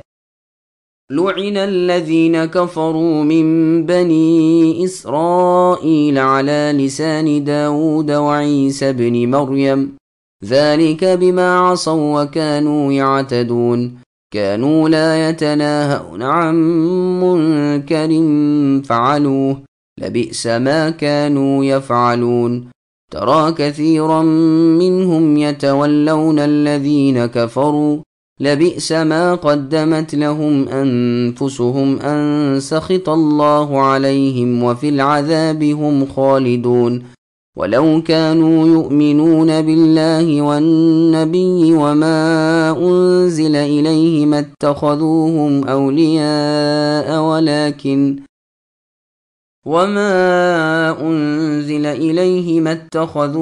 أولياء ولكن كثيرا منهم فاسقون۔ بنی اسرائیل کے کافروں پر داؤد اور عیسیٰ ابن مریم علیہم السلام کی زبانی لعنت کی گئی، اس وجہ سے کہ وہ نافرمانیاں کرتے تھے اور حد سے آگے بڑھ جاتے تھے، آپس میں ایک دوسرے کو برے کاموں سے جو وہ کرتے تھے روکتے نہ تھے۔ جو کچھ بھی یہ کرتے تھے یقیناً وہ بہت برا تھا۔ ان میں کے اکثر لوگوں کو تو اے نبی آپ دیکھیں گے کہ وہ کافروں سے دوستیاں کرتے ہیں۔ جو کچھ انہوں نے اپنے لیے آگے بھیج رکھا ہے وہ بہت برا ہے کہ اللہ تعالیٰ ان سے ناراض ہوئے اور وہ ہمیشہ عذاب میں رہیں گے۔ اگر انہیں اللہ تعالیٰ پر اور نبی صلی اللہ علیہ وسلم پر اور جو نازل کیا گیا ہے اس پر ایمان ہوتا تو یہ کفار سے دوستیاں نہ کرتے، لیکن ان میں کے اکثر لوگ فاسق ہیں۔ سامعین، اب ان آیتوں کی تفسیر سماعت کیجیے۔ بنی اسرائیل پر لعنت کے اسباب۔ اللہ تعالیٰ کا ارشاد ہے کہ بنو اسرائیل کے کافر پرانے ملعون ہیں۔ داؤد اور عیسیٰ علیہم السلام کی زبانی انہی کے زمانے میں یہ لوگ ملعون قرار پا چکے ہیں، کیونکہ یہ یہود و نصارہ اللہ تعالیٰ کے نافرمان تھے اور مخلوق باری تعالیٰ پر ظالم تھے۔ تورات، انجیل، زبور اور قرآن سب کتابیں ان پر لعنت برساتی آئیں۔ یہ اپنے زمانے میں بھی ایک دوسرے کو برے کاموں پر دیکھتے تھے، لیکن گھنی سادے بیٹھے رہتے تھے۔ حرام کاریاں اور گناہ کھلے عام ہوتے تھے اور کوئی کسی کو روکتا نہ تھا۔ یہ تھا ان کا بدترین فعل۔ اس بارے کی بہت سی احادیث ہیں، کچھ سن بھی لیجئے۔ جابر رضی اللہ عنہ والی حدیث تو آیت لولا ینہاہم الربانیون کی تفسیر میں گزر چکی، یعنی سورہ مائدہ کی آیت نمبر 63 میں۔ یا ایہا الذین آمنوا علیکم انفسکم کی تفسیر میں ابو بکر اور ابو ثعلبہ رضی اللہ عنہما کی احادیث آئیں گی انشاءاللہ تعالی۔ مسند احمد اور ترمذی میں ہے، یا تو تم اے لوگو بھلائی کا حکم اور برائی سے منع کرتے رہو گے، یا اللہ تعالیٰ تم پر اپنی طرف سے کوئی عذاب بھیج دیں گے، پھر تم اللہ سے دعائیں بھی کرو گے لیکن وہ قبول نہیں فرمائیں گے۔ سنن ابن ماجہ میں ہے، رسول اللہ نے فرمایا، اچھائی کا حکم اور برائی سے ممانعت یعنی روکا کرو، اس سے پہلے کہ تمہاری دعائیں قبول ہونے سے روک دی جائیں۔ صحیح مسلم میں حدیث ہے، رسول اللہ نے فرمایا، تم میں سے جو شخص خلاف شرع کام دیکھے اس پر فرض ہے کہ اسے اپنے ہاتھ سے مٹائے، اگر اس کی طاقت نہ ہو تو زبان سے، اگر اس کی بھی طاقت نہ رکھتا ہو تو دل سے، اور یہ بہت ہی ضعیف الایمان والا ہے۔ سنن نبی داؤد میں رسول اللہ صلی اللہ علیہ وسلم کا فرمان ہے، جس جگہ اللہ تعالیٰ کی نافرمانیاں ہونی شروع ہو جائیں، جو وہاں ہو اور ان خلاف شرع امور سے ناراض ہو، ایک روایت میں یوں ہے، جو ان کا انکار کرتا ہو وہ مثل اس کے ہے جو وہاں حاضر ہی نہ ہو، اور جو ان خطاؤں سے راضی ہو گو وہاں موجود نہ ہو، وہ ایسا ہے گویا ان میں حاضر ہے۔ سنن نبی داؤد کی ایک اور روایت میں رسول اللہ کا فرمان ہے، لوگوں کے عذر جب تک منقطع نہ ہو جائیں وہ ہلاک نہ ہوں گے۔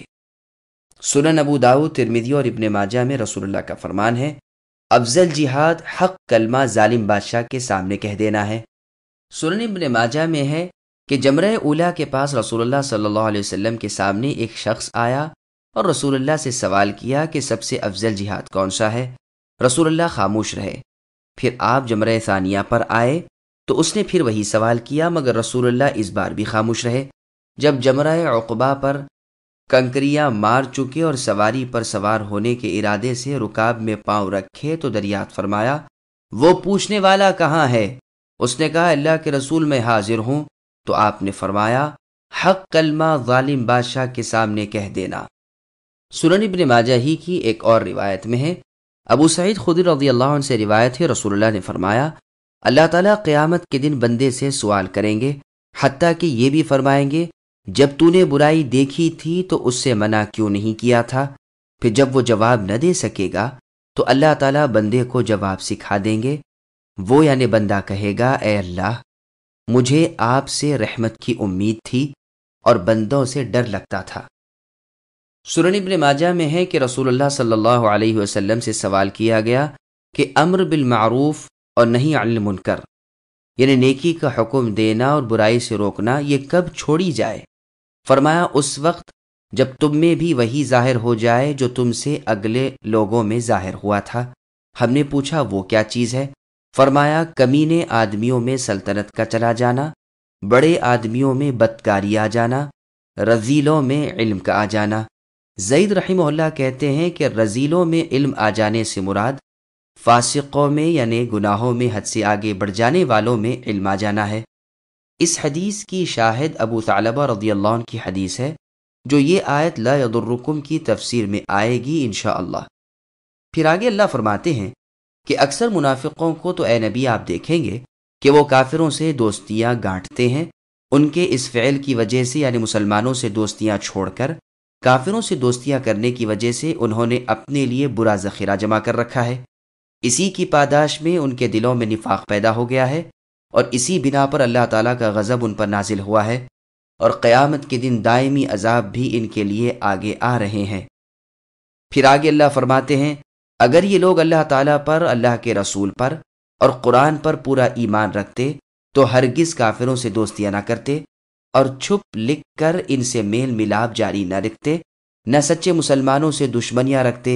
دراصل بات یہ ہے کہ ان میں اکثر لوگ فاسق ہیں، یعنی اللہ تعالیٰ اور رسول صلی اللہ علیہ وسلم کی اطاعت سے خارج ہو چکے ہیں، اللہ کی وحی اور اللہ کے پاک کلام قرآن مجید نیز نبی صلی اللہ علیہ وسلم کی مبارک سنتوں کے مخالف بن بیٹھے ہیں۔ لَتَجِدَنَّ أَشَدَّ النَّاسِ عَدَاوَةً لِلَّذِينَ آمَنُوا الْيَهُودَ وَالَّذِينَ أَشْرَكُوا وَلَتَجِدَنَّ أَقْرَبَهُم مَّوَدَّةً لِلَّذِينَ آمَنُوا الَّذِينَ قَالُوا إِنَّا نَصَارَىٰ ذَلِكَ بِأَنَّ مِنْهُمْ قِسِّيسِينَ وَرُهْبَانًا وَأَنَّهُمْ لَا يَسْتَكْبِرُونَ۔ یقیناً آپ اے نبی ایمان والوں کا سب سے زیادہ دشمن یہودیوں اور مشرکوں کو پائیں گے، اور ایمان والوں سے سب سے زیادہ دوستی کے قریب تو آپ یقیناً انہیں پائیں گے جو اپنے آپ کو نصارہ کہتے ہیں، یہ اس لیے کہ ان میں دانش مند اور گوشہ نشین ہیں، اور اس وجہ سے کہ وہ تکبر نہیں کرتے۔ سامعین اب اس آیت کی تفسیر سماعت کیجیے۔ عیسائی یہودیوں کے نسبت مسلمانوں کے قریب ہیں۔ یہ آیت اور اس کے بعد کی 4 آیتیں نجاشی اور ان کے ساتھیوں کے بارے میں اتری ہیں۔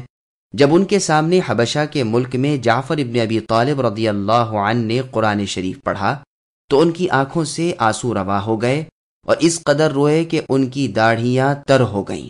لیکن یہ خیال رہے کہ یہ آیتیں مدینہ طیبہ میں اتری ہیں، اور جعفر بن ابی طالب رضی اللہ عنہ کا یہ واقعہ ہجرت سے پہلے کا ہے۔ یہ بھی مروی ہے کہ یہ آیتیں اس وفد کے بارے میں نازل ہوئی ہیں جسے نجاشی نے رسول اللہ کی خدمت میں بھیجا تھا کہ وہ رسول اللہ سے ملیں، حاضر خدمت ہو کر رسول اللہ کے حالات و صفات دیکھیں اور رسول اللہ کا کلام سنیں۔ جب یہ آئے، آپ سے ملے اور آپ کی زبان مبارک سے قرآن سنا تو ان کے دل نرم ہو گئے، بہت روئے دھوئے اور اسلام قبول کیا، اور واپس جا کر شاہ حبشہ نجاشی سے سب حال کہا۔ یہ روایت تفسیر طبری میں ہے۔ نجاشی اپنی سلطنت چھوڑ کر رسول اللہ کی طرف ہجرت کر کے آنے لگے، لیکن راستے ہی میں انتقال ہو گیا۔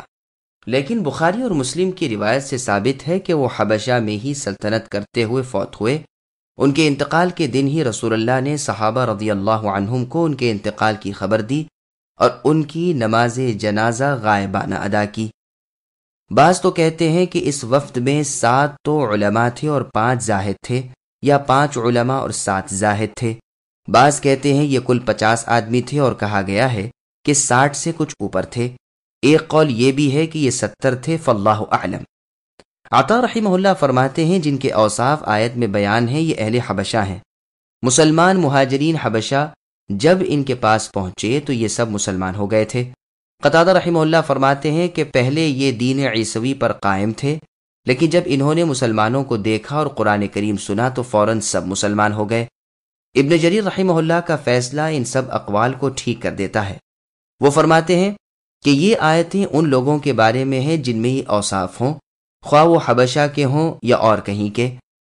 یہودیوں کو مسلمانوں سے جو سخت دشمنی ہے اس کی وجہ یہ ہے کہ ان میں بنسبت نصارہ کے سرکشی اور انکار کا مادہ زیادہ ہے، اور جان بوجھ کر کفر کرتے ہیں اور ضد سے حق کو چھوڑ کر باطل کے اوپر اڑتے ہیں، حق کے مقابلے میں بگڑ بیٹھتے ہیں، حق والوں پر حقارت کی نظریں ڈالتے ہیں، ان سے بغض و بیر باندھتے ہیں اور علم سے کورے ہیں۔ علماء کی تعداد ان میں بہت ہی کم ہے، اور علم اور ذی علم لوگوں کی کوئی وقعت ان کے دل میں نہیں۔ یہی تھے جنہوں نے بہت سے انبیاء علیہم السلام کو قتل کیا، خود پیغمبر آخر الزماں احمد مجتبیٰ محمد مصطفیٰ صلی اللہ علیہ وسلم کے قتل کا بھی ارادہ کیا، اور ایک دفعہ نہیں بلکہ بار بار رسول اللہ کو زہر دیا، رسول اللہ پر جادو کیا اور اپنے جیسے بدباطل لوگوں کو اپنے ساتھ ملا کر رسول اللہ پر حملے کیے، لیکن اللہ تعالیٰ نے ہر مرتبہ انہیں نامراد اور ناکام کیا۔ ابن مردویہ میں ہے کہ رسول اللہ فرماتے ہیں، جب کبھی کوئی یہودی کسی مسلمان کو تنہائی میں پاتا ہے، اس کے دل میں اس کے قتل کا قصد پیدا ہوتا ہے۔ ایک دوسری سند سے بھی یہ حدیث مروی ہے، لیکن یہ بہت ہی غریب ہے، یعنی ضعیف ہے، بلکہ موضوع ہے۔ ہاں، مسلمانوں سے دوستی میں زیادہ قریب وہ لوگ ہیں جو اپنے آپ کو نصارہ کہتے ہیں، مسیح علیہ السلام کے سچے تابع دار ہیں، انجیل کے اصلی اور صحیح طریقے پر قائم ہیں۔ ان میں ایک حد تک فی الجملہ مسلمانوں اور اسلام کی محبت ہے، یہ اس لیے کہ ان میں نرم دلی ہے، جیسے اللہ تعالیٰ کا ارشاد ہے، وَجَعَلْنَا فِي قُلُوبِ الَّذِينَ اتَّبَعُوهُ رَأْفَةً وَرَحْمَةً، یعنی عیسیٰ علیہ السلام کے تابع داروں کے دلوں میں ہم نے نرمی اور رحم ڈال دیا ہے۔ ان کی کتاب میں حکم ہے کہ جو تمہارے داہنے کلے پر تھپڑ مارے تو اس کے سامنے بایاں کلہ بھی پیش کر دے۔ ان کی شریعت میں لڑائی ہے ہی نہیں۔ یہاں ان کی دوستی کی وجہ یہ بیان فرمائی کہ ان میں خطیب اور واعظ ہیں۔ قسیس اور قس کی جمع قسیسین ہے، قصوصن بھی اس کی جمع آتی ہے۔ رہبان جمع راہب کی، راہب کہتے ہیں عابد کو۔ یہ لفظ مشتق ہے رہبہ سے، اور رہبت کے معنی ہیں خوف اور ڈر کے، جیسے راکب کی جمع ہے رکبان ہے، اور فارس کی جمع فرسان ہے۔ امام ابن جریر رحمہ اللہ فرماتے ہیں، کبھی رہبان واحد کے لیے بھی آتا ہے اور اس کی جمع رہابین آتی ہے، جیسے قربان اور قرابین اور جوزان اور جوازین، اور کبھی اس کی جمع رہابنا بھی آتی ہے۔ عرب کے شعروں میں بھی لفظ رہبان واحد کے لیے آیا ہے۔ الغرض ان کے 3 اوصاف یہاں بیان ہوئے ہیں، ان میں عالموں کا ہونا، ان میں عابدوں کا ہونا، اور ان میں تواضع، فروتنی اور عاجزی کا ہونا ہے۔ وَإِذَا سَمِعُوا مَا أُنزِلَ إِلَى الرَّسُولِ تَرَىٰ أَعْيُنَهُمْ تَفِيضُ مِنَ الدَّمْعِ مِمَّا عَرَفُوا مِنَ الْحَقِّ يَقُولُونَ رَبَّنَا آمَنَّا فَاكْتُبْنَا مَعَ الشَّاهِدِينَ وَمَا لَنَا لَا نُؤْمِنُ بِاللَّهِ وَمَا جَاءَنَا مِنَ الْحَقِّ وَنَطْمَعُ أَن يُدْخِلَنَا رَبُّنَا مَعَ الْقَوْمِ الصَّالِحِينَ فَأَثَابَهُمُ اللَّهُ بِمَا قَالُوا جَنَّاتٍ تَجْرِي مِن تَحْتِهَا الْأَنْهَارُ خَالِدِينَ فِيهَا وَذَلِكَ جَزَاءُ الْمُحْسِنِينَ وَالَّذِينَ كَفَرُوا وَكَذَّبُوا بِآيَاتِنَا أُولَئِكَ أَصْحَابُ الْجَحِيمِ۔ اور جب وہ یعنی نصارہ اس قرآن کو سنتے ہیں جو اس رسول کی طرف اتارا گیا ہے، تو آپ اے نبی ان کی آنکھیں آنسو سے بہتی ہوئی دیکھتے ہیں، اس سبب سے کہ انہوں نے حق کو پہچان لیا۔ یوں کہتے ہیں کہ اے ہمارے رب، ہم مسلمان ہو گئے، آپ ہم کو بھی ان لوگوں کے ساتھ لکھ لیجئے جو تصدیق کرتے ہیں، اور ہمارے پاس کون سا عذر ہے کہ ہم اللہ تعالیٰ پر اور جو حق ہم کو پہنچا ہے اس پر ایمان نہ لائیں، اور اس بات کی امید رکھیں کہ ہمارے رب ہم کو نیک لوگوں کی معیت میں داخل کر دیں گے۔ سو ان کو اللہ تعالیٰ ان کے قول کی پاداش میں ایسے باغ دیں گے جن کے نیچے نہریں جاری ہوں گی، یہ ان میں ہمیشہ ہمیشہ رہیں گے، اور نیک لوگوں کا یہی بدلہ ہے۔ اور جو لوگ کافر رہے اور ہماری آیات کو جھوٹا کہتے رہے، وہ لوگ دوزخ والے ہیں۔ سامعین، اب ان آیتوں کی تفسیر سماعت کیجیے۔ قرآن سن کر اہل ایمان کے دل نرم اور آنکھیں بہہ پڑتی ہیں، اور جب وہ یعنی نصارہ رسول اللہ صلی اللہ علیہ وسلم پر اتری ہوئی وحی کو سنتے ہیں تو آپ اے نبی ان کی آنکھوں کو دیکھیں گے کہ آنسوؤں سے بھری ہوئی ہوں گی، کیونکہ وہ اس بشارت کو پہچان گئے ہیں جو بعثت محمد صلی اللہ علیہ وسلم سے متعلق انہوں نے اپنی کتابوں تورات اور انجیل میں دیکھی تھیں۔ چنانچہ وہ کہنے لگتے ہیں کہ اے رب، ہم محمد صلی اللہ علیہ وسلم پر ایمان لے آئے، اب آپ ہم کو اس گروہ میں شامل رکھیے جنہوں نے شہادت دی ہے اور ایمان لے آئے ہیں۔ عبداللہ بن زبیر رضی اللہ عنہما کہتے ہیں کہ یہ آیت نجاشی اور ان کے ساتھیوں سے متعلق نازل ہوئی ہے۔ چنانچہ اللہ تعالیٰ نے ان کے قول کو اس طرح نقل فرمایا ہے، وَمَا لَنَا لَا نُؤْمِنُ بِاللَّهِ وَمَا جَاءَنَا مِنَ الْحَقِّ وَنَطْمَعُ أَن يُدْخِلَنَا رَبُّنَا مَعَ الْقَوْمِ الصَّالِحِينَ، یعنی آخر ہم کیوں ایمان نہ لائیں اللہ تعالیٰ پر اور اللہ تعالیٰ کی وحی پر؟ ہماری تو عین خواہش ہے کہ ہمارے رب اللہ تعالیٰ ہمیں قوم صالحین میں داخل فرما لیں۔ یہ نصارہ لوگ تھے جن کا ذکر اللہ تعالیٰ نے یوں فرمایا ہے کہ اہل کتاب میں سے ایسے لوگ بھی ہیں جو اللہ تعالیٰ پر ایمان لاتے ہیں، خشوع و خضوع اختیار کرتے ہیں اور تمہارے قرآن اور اپنی انجیل پر بھی ایمان رکھتے ہیں۔ یہ وہ لوگ ہیں جو اس سے پہلے بھی انجیل پر ایمان لائے تھے، اور جب قرآن ان پر تلاوت کیا جاتا ہے تو کہتے ہیں کہ یہ اللہ تعالیٰ کی طرف سے حق ہے، ہم تو پہلے ہی مسلمان ہیں۔ اسی لیے یہاں اللہ تعالیٰ فرماتے ہیں کہ ان کے اس اعتراف کے سبب انہیں جنتیں دی جائیں گی جن میں پانی کے چشمے بہہ رہے ہوں گے، یہ ان کے ایمان اور تصدیق کا صلہ ہے۔ ان جنتوں میں وہ ہمیشہ رہیں گے، وہاں سے دم بھر کے لیے ہٹیں گے نہیں۔ اتباع حق کرنے والوں کی جزا یہی ہے، جس طرح بھی وہ ہوں یا جہاں بھی ہوں یا جس کے ساتھ ہوں، وہ اسی صلے کے مستحق ہیں۔ اس کے بعد حال اشقیاء یعنی بدبختوں کی حالت کی خبر دی جاتی ہے کہ جنہوں نے کفر کیا اور ہماری آیات کو جھٹلایا وہ سب دوزخی ہیں۔ اللہ ہم تمام کو اپنے فضل و رحمت سے آتش جہنم سے اپنی پناہ میں رکھے۔ يا أيها الذين آمنوا لا تحرموا طيبات ما أحل الله لكم ولا تعتدوا إن الله لا يحب المعتدين وكلوا مما رزقكم الله حلالا طيبا واتقوا الله الذي أنتم به مؤمنون۔ اے ایمان والو، اللہ تعالیٰ نے جو چیزیں تمہارے واسطے حلال کی ہیں ان میں لذیذ چیزوں کو حرام مت کرو اور حدود سے آگے مت نکلو، بے شک اللہ تعالیٰ حد سے نکلنے والوں کو پسند نہیں کرتے۔ اور اللہ تعالیٰ نے جو چیزیں تم کو دی ہیں ان میں سے حلال مرغوب چیزیں کھاؤ اور اللہ تعالیٰ سے ڈرو جس پر تم ایمان رکھتے ہو۔ سامعین، اب ان آیتوں کی تفسیر سماعت کیجیے۔ اپنی طرف سے کسی چیز کو حلال یا حرام کرنے کی ممانعت۔ ابن عباس رضی اللہ عنہما سے مروی ہے کہ یہ آیت اصحاب النبی صلی اللہ علیہ وسلم کے ایک گروہ کے بارے میں نازل ہوئی۔ انہوں نے یہ کہا تھا کہ ہم اپنی شرمگاہوں کو قطع کر کے اور ترک شہوت کرنا چاہتے ہیں، اور یہ کہ راہبوں کی طرح ادھر ادھر گھومتے رہیں اور دنیا سے بالکل بے نیاز ہو جائیں۔ نبی کو جب یہ اطلاع ملی تو آپ نے انہیں بلا بھیجا اور پوچھا تو کہا کہ ہاں ہمارا ایسا قصد ہے۔ تو رسول اللہ نے فرمایا لیکن دیکھو، میں تو روزہ بھی رکھتا ہوں اور چھوڑ بھی دیتا ہوں، رات کو نماز بھی پڑھتا ہوں اور سو بھی رہتا ہوں، عورتوں سے بھی نکاح کرتا ہوں، راہب نہیں بنا پھرتا۔ جو میرے طریقے پر چلا وہی میرا، اور جو میرا طریقہ اختیار نہ کرے وہ میرا نہیں۔ یہ روایت تفسیر ابن جریر الطبری میں ہے۔ ام المؤمنین عائشہ رضی اللہ عنہ سے مروی ہے کہ بعض اصحاب رسول اللہ صلی اللہ علیہ وسلم نے نبی صلی اللہ علیہ وسلم کے گھریلو مخفی عمل کے بارے میں بعض ازواج مطہرات سے کچھ سوالات کیے، تو نبی صلی اللہ علیہ وسلم کی شب و روز عبادت گزاری کا حال معلوم ہوا، تو ان میں سے ایک کہنے لگا کہ میں اب سے کبھی گوشت نہیں کھاؤں گا۔ کسی نے کہا میں کبھی کسی عورت کے قریب نہ جاؤں گا، یعنی نکاح نہ کروں گا۔ کسی نے کہا میں فرش خاک پر سوؤں گا، کبھی بستر پر نہ سوؤں گا۔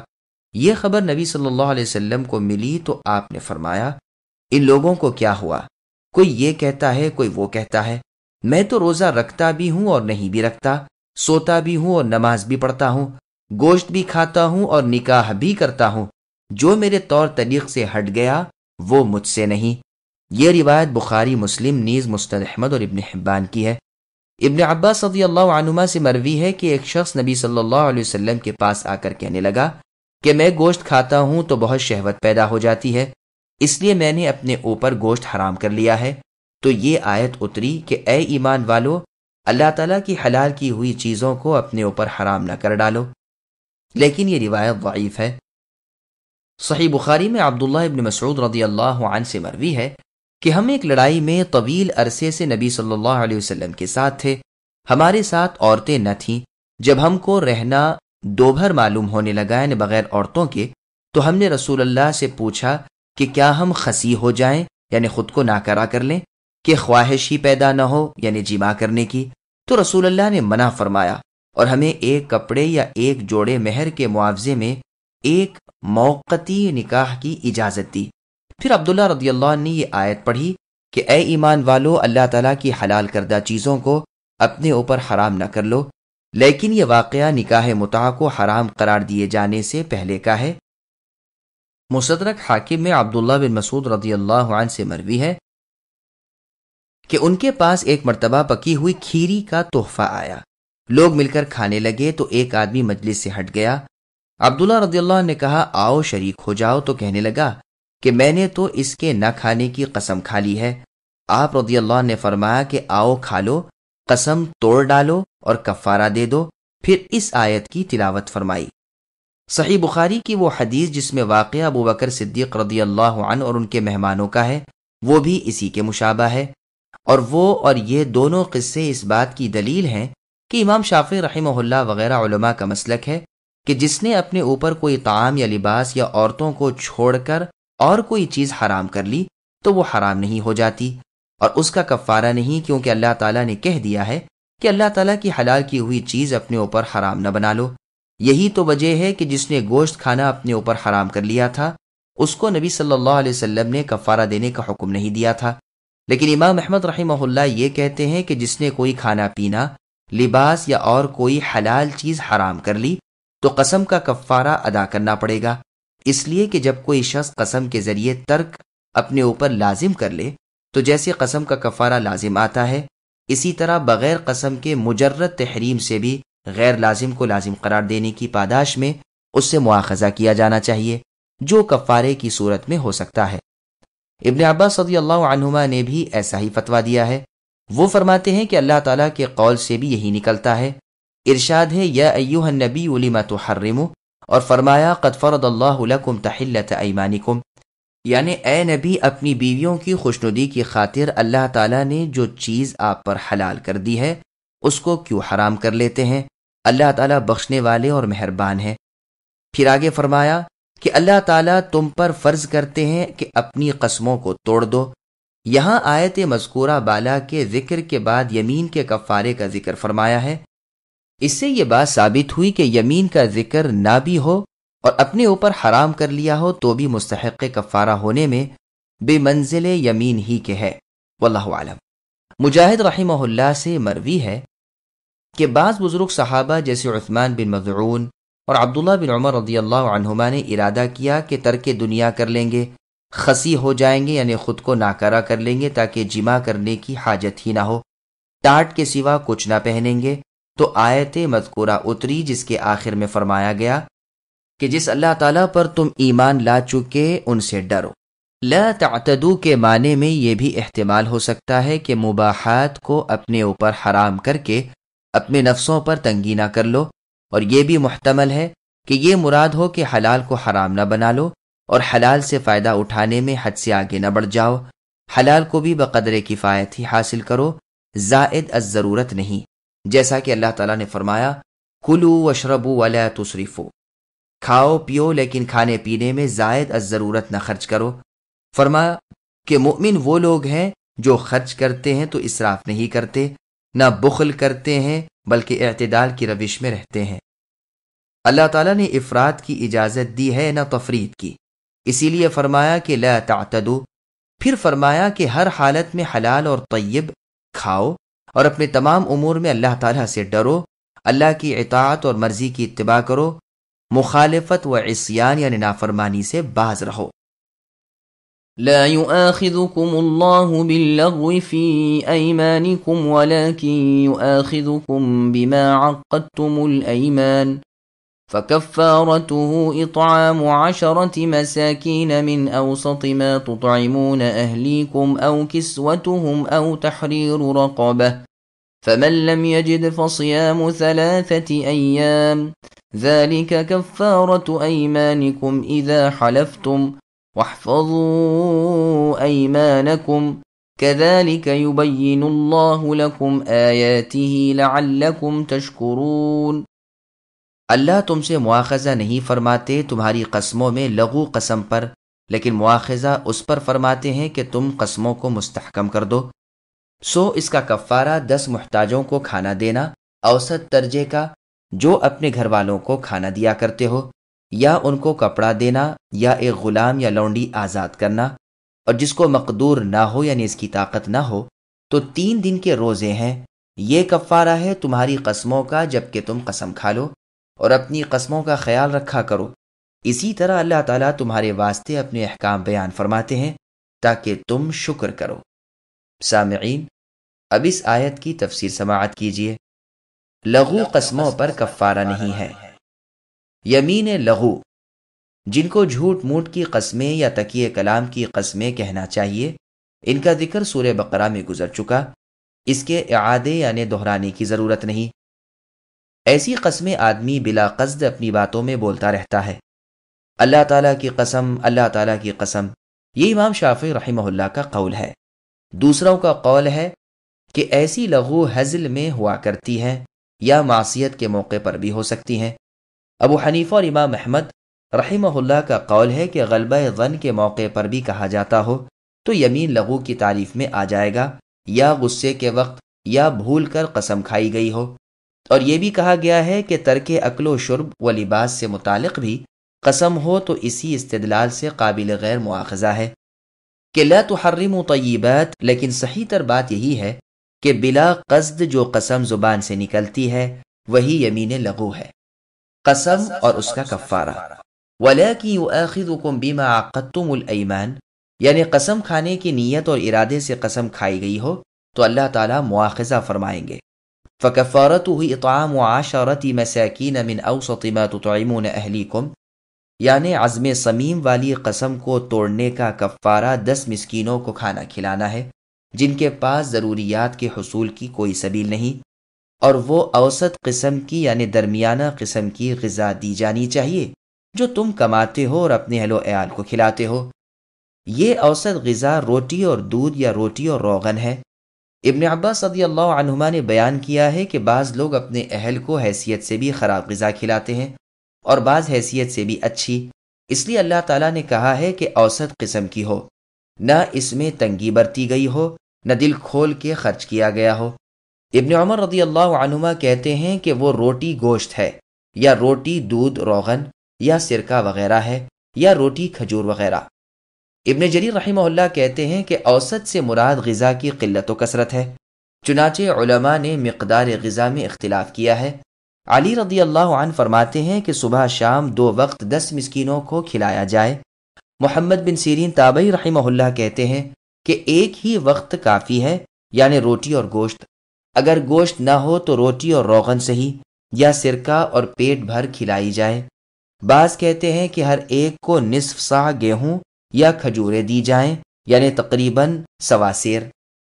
ابن عمر، زید بن ثابت رضی اللہ عنہما، مجاہد، عکرمہ اور محمد بن سیرین رحمۃ اللہ علیہم وغیرہ کہتے ہیں کہ 1 مد گیہوں یعنی 56 تولہ سالن کے ساتھ۔ امام شافعی رحمہ اللہ نے کہا کہ کفارہ یمین میں مقدار واجب مد النبی ہے، یعنی وہی 56 تولہ گیہوں، لیکن سالن کی کوئی قید نہیں۔ یہاں امام شافعی رحمہ اللہ نے دلیل لی ہے اس روایت سے جس کو امام بخاری اور مسلم نے نکالا ہے کہ اللہ کے نبی صلی اللہ علیہ وسلم نے ایک شخص کو حکم دیا تھا جس سے بحالت صوم رمضان جماع کا فعل سرزد ہو گیا تھا، 60 مسکینوں کو ایک ایسے پیمانے سے ناپ کر گیہوں دو جس میں 15 صاع سما سکے کہ ہر ایک کو ایک ایک مد مل سکے۔ ابن عمر رضی اللہ عنہما سے مروی ہے کہ نبی صلی اللہ علیہ وسلم یمین یعنی قسم کا کفارہ 1 مد گیہوں قرار دیتے تھے۔ احمد بن حنبل رحمہ اللہ کہتے ہیں کہ واجب مد بھر گیہوں یا 2 مد غیر گندم، واللہ اعلم۔ اللہ کا فرمان او کسوتہم، امام شافعی رحمہ اللہ کہتے ہیں کہ اگر ان 10 میں سے ہر ایک کو اس قدر کپڑا دیں جس پر لباس کا اطلاق ہو سکتا ہو تو کافی ہے، جیسے ایک قمیص، ایک پاجامہ یا عمامہ یا چادر ازار وغیرہ۔ ٹوپی کے بارے میں اختلاف ہے کہ صرف ٹوپی کافی ہو سکتی ہے یا نہیں، بعض کہتے ہیں جائز ہے دلیل اس حدیث سے لی ہے کہ عمران بن حسین رضی اللہ عنہ سے سوال کیا گیا تو کہا کہ اگر چند لوگ تمہارے امیر کے پاس آئیں اور وہ ہر ایک کو ایک ایک ٹوپی پہنا دے تو تم کہتے ہو لباس دیا گیا، پس کسوتہم میں ٹوپی بھی آ گئی، لیکن اس کی اسناد ضعیف ہیں۔ امام مالک اور امام احمد رحمۃ اللہ علیہما کہتے ہیں کہ ہر ایک کو اتنا لباس دینا ضروری ہے جتنا کہ نماز پڑھنے میں لباس پہنا رہنا ضروری ہے، مرد و عورت کو اس کے حسب ضرورت شرعی، واللہ اعلم۔ ابن عباس رضی اللہ عنہ سے مروی ہے کہ ہر مسکین کو ایک عبا دی جائے یا ایک شملہ۔ مجاہد رحمہ اللہ کہتے ہیں کہ اوپر کا لباس یا لباس زیریں جو چاہو کوئی ایک دے سکتے ہو۔ ابراہیم نخعی رحمہ اللہ کہتے ہیں کہ ایسا لباس جو ملحفہ اور ردا دونوں پر مشتمل ہو دینا چاہیے، یعنی لحاف اور چادر وغیرہ، نہ کہ صرف جھانگیا اور قمیص اور اوڑھنی وغیرہ، اس کو لباس جامع نہیں کہیں گے۔ سعید بن مسیب رحمہ اللہ کہتے ہیں کہ عمامہ جسے سر پر لپیٹتے ہیں اور عبا جسے بدن پر پہنتے ہیں لباس جامع کی تعریف میں ہے۔ ابن سیرین رحمہ اللہ کہتے ہیں کہ دو دو کپڑے دیے جائیں۔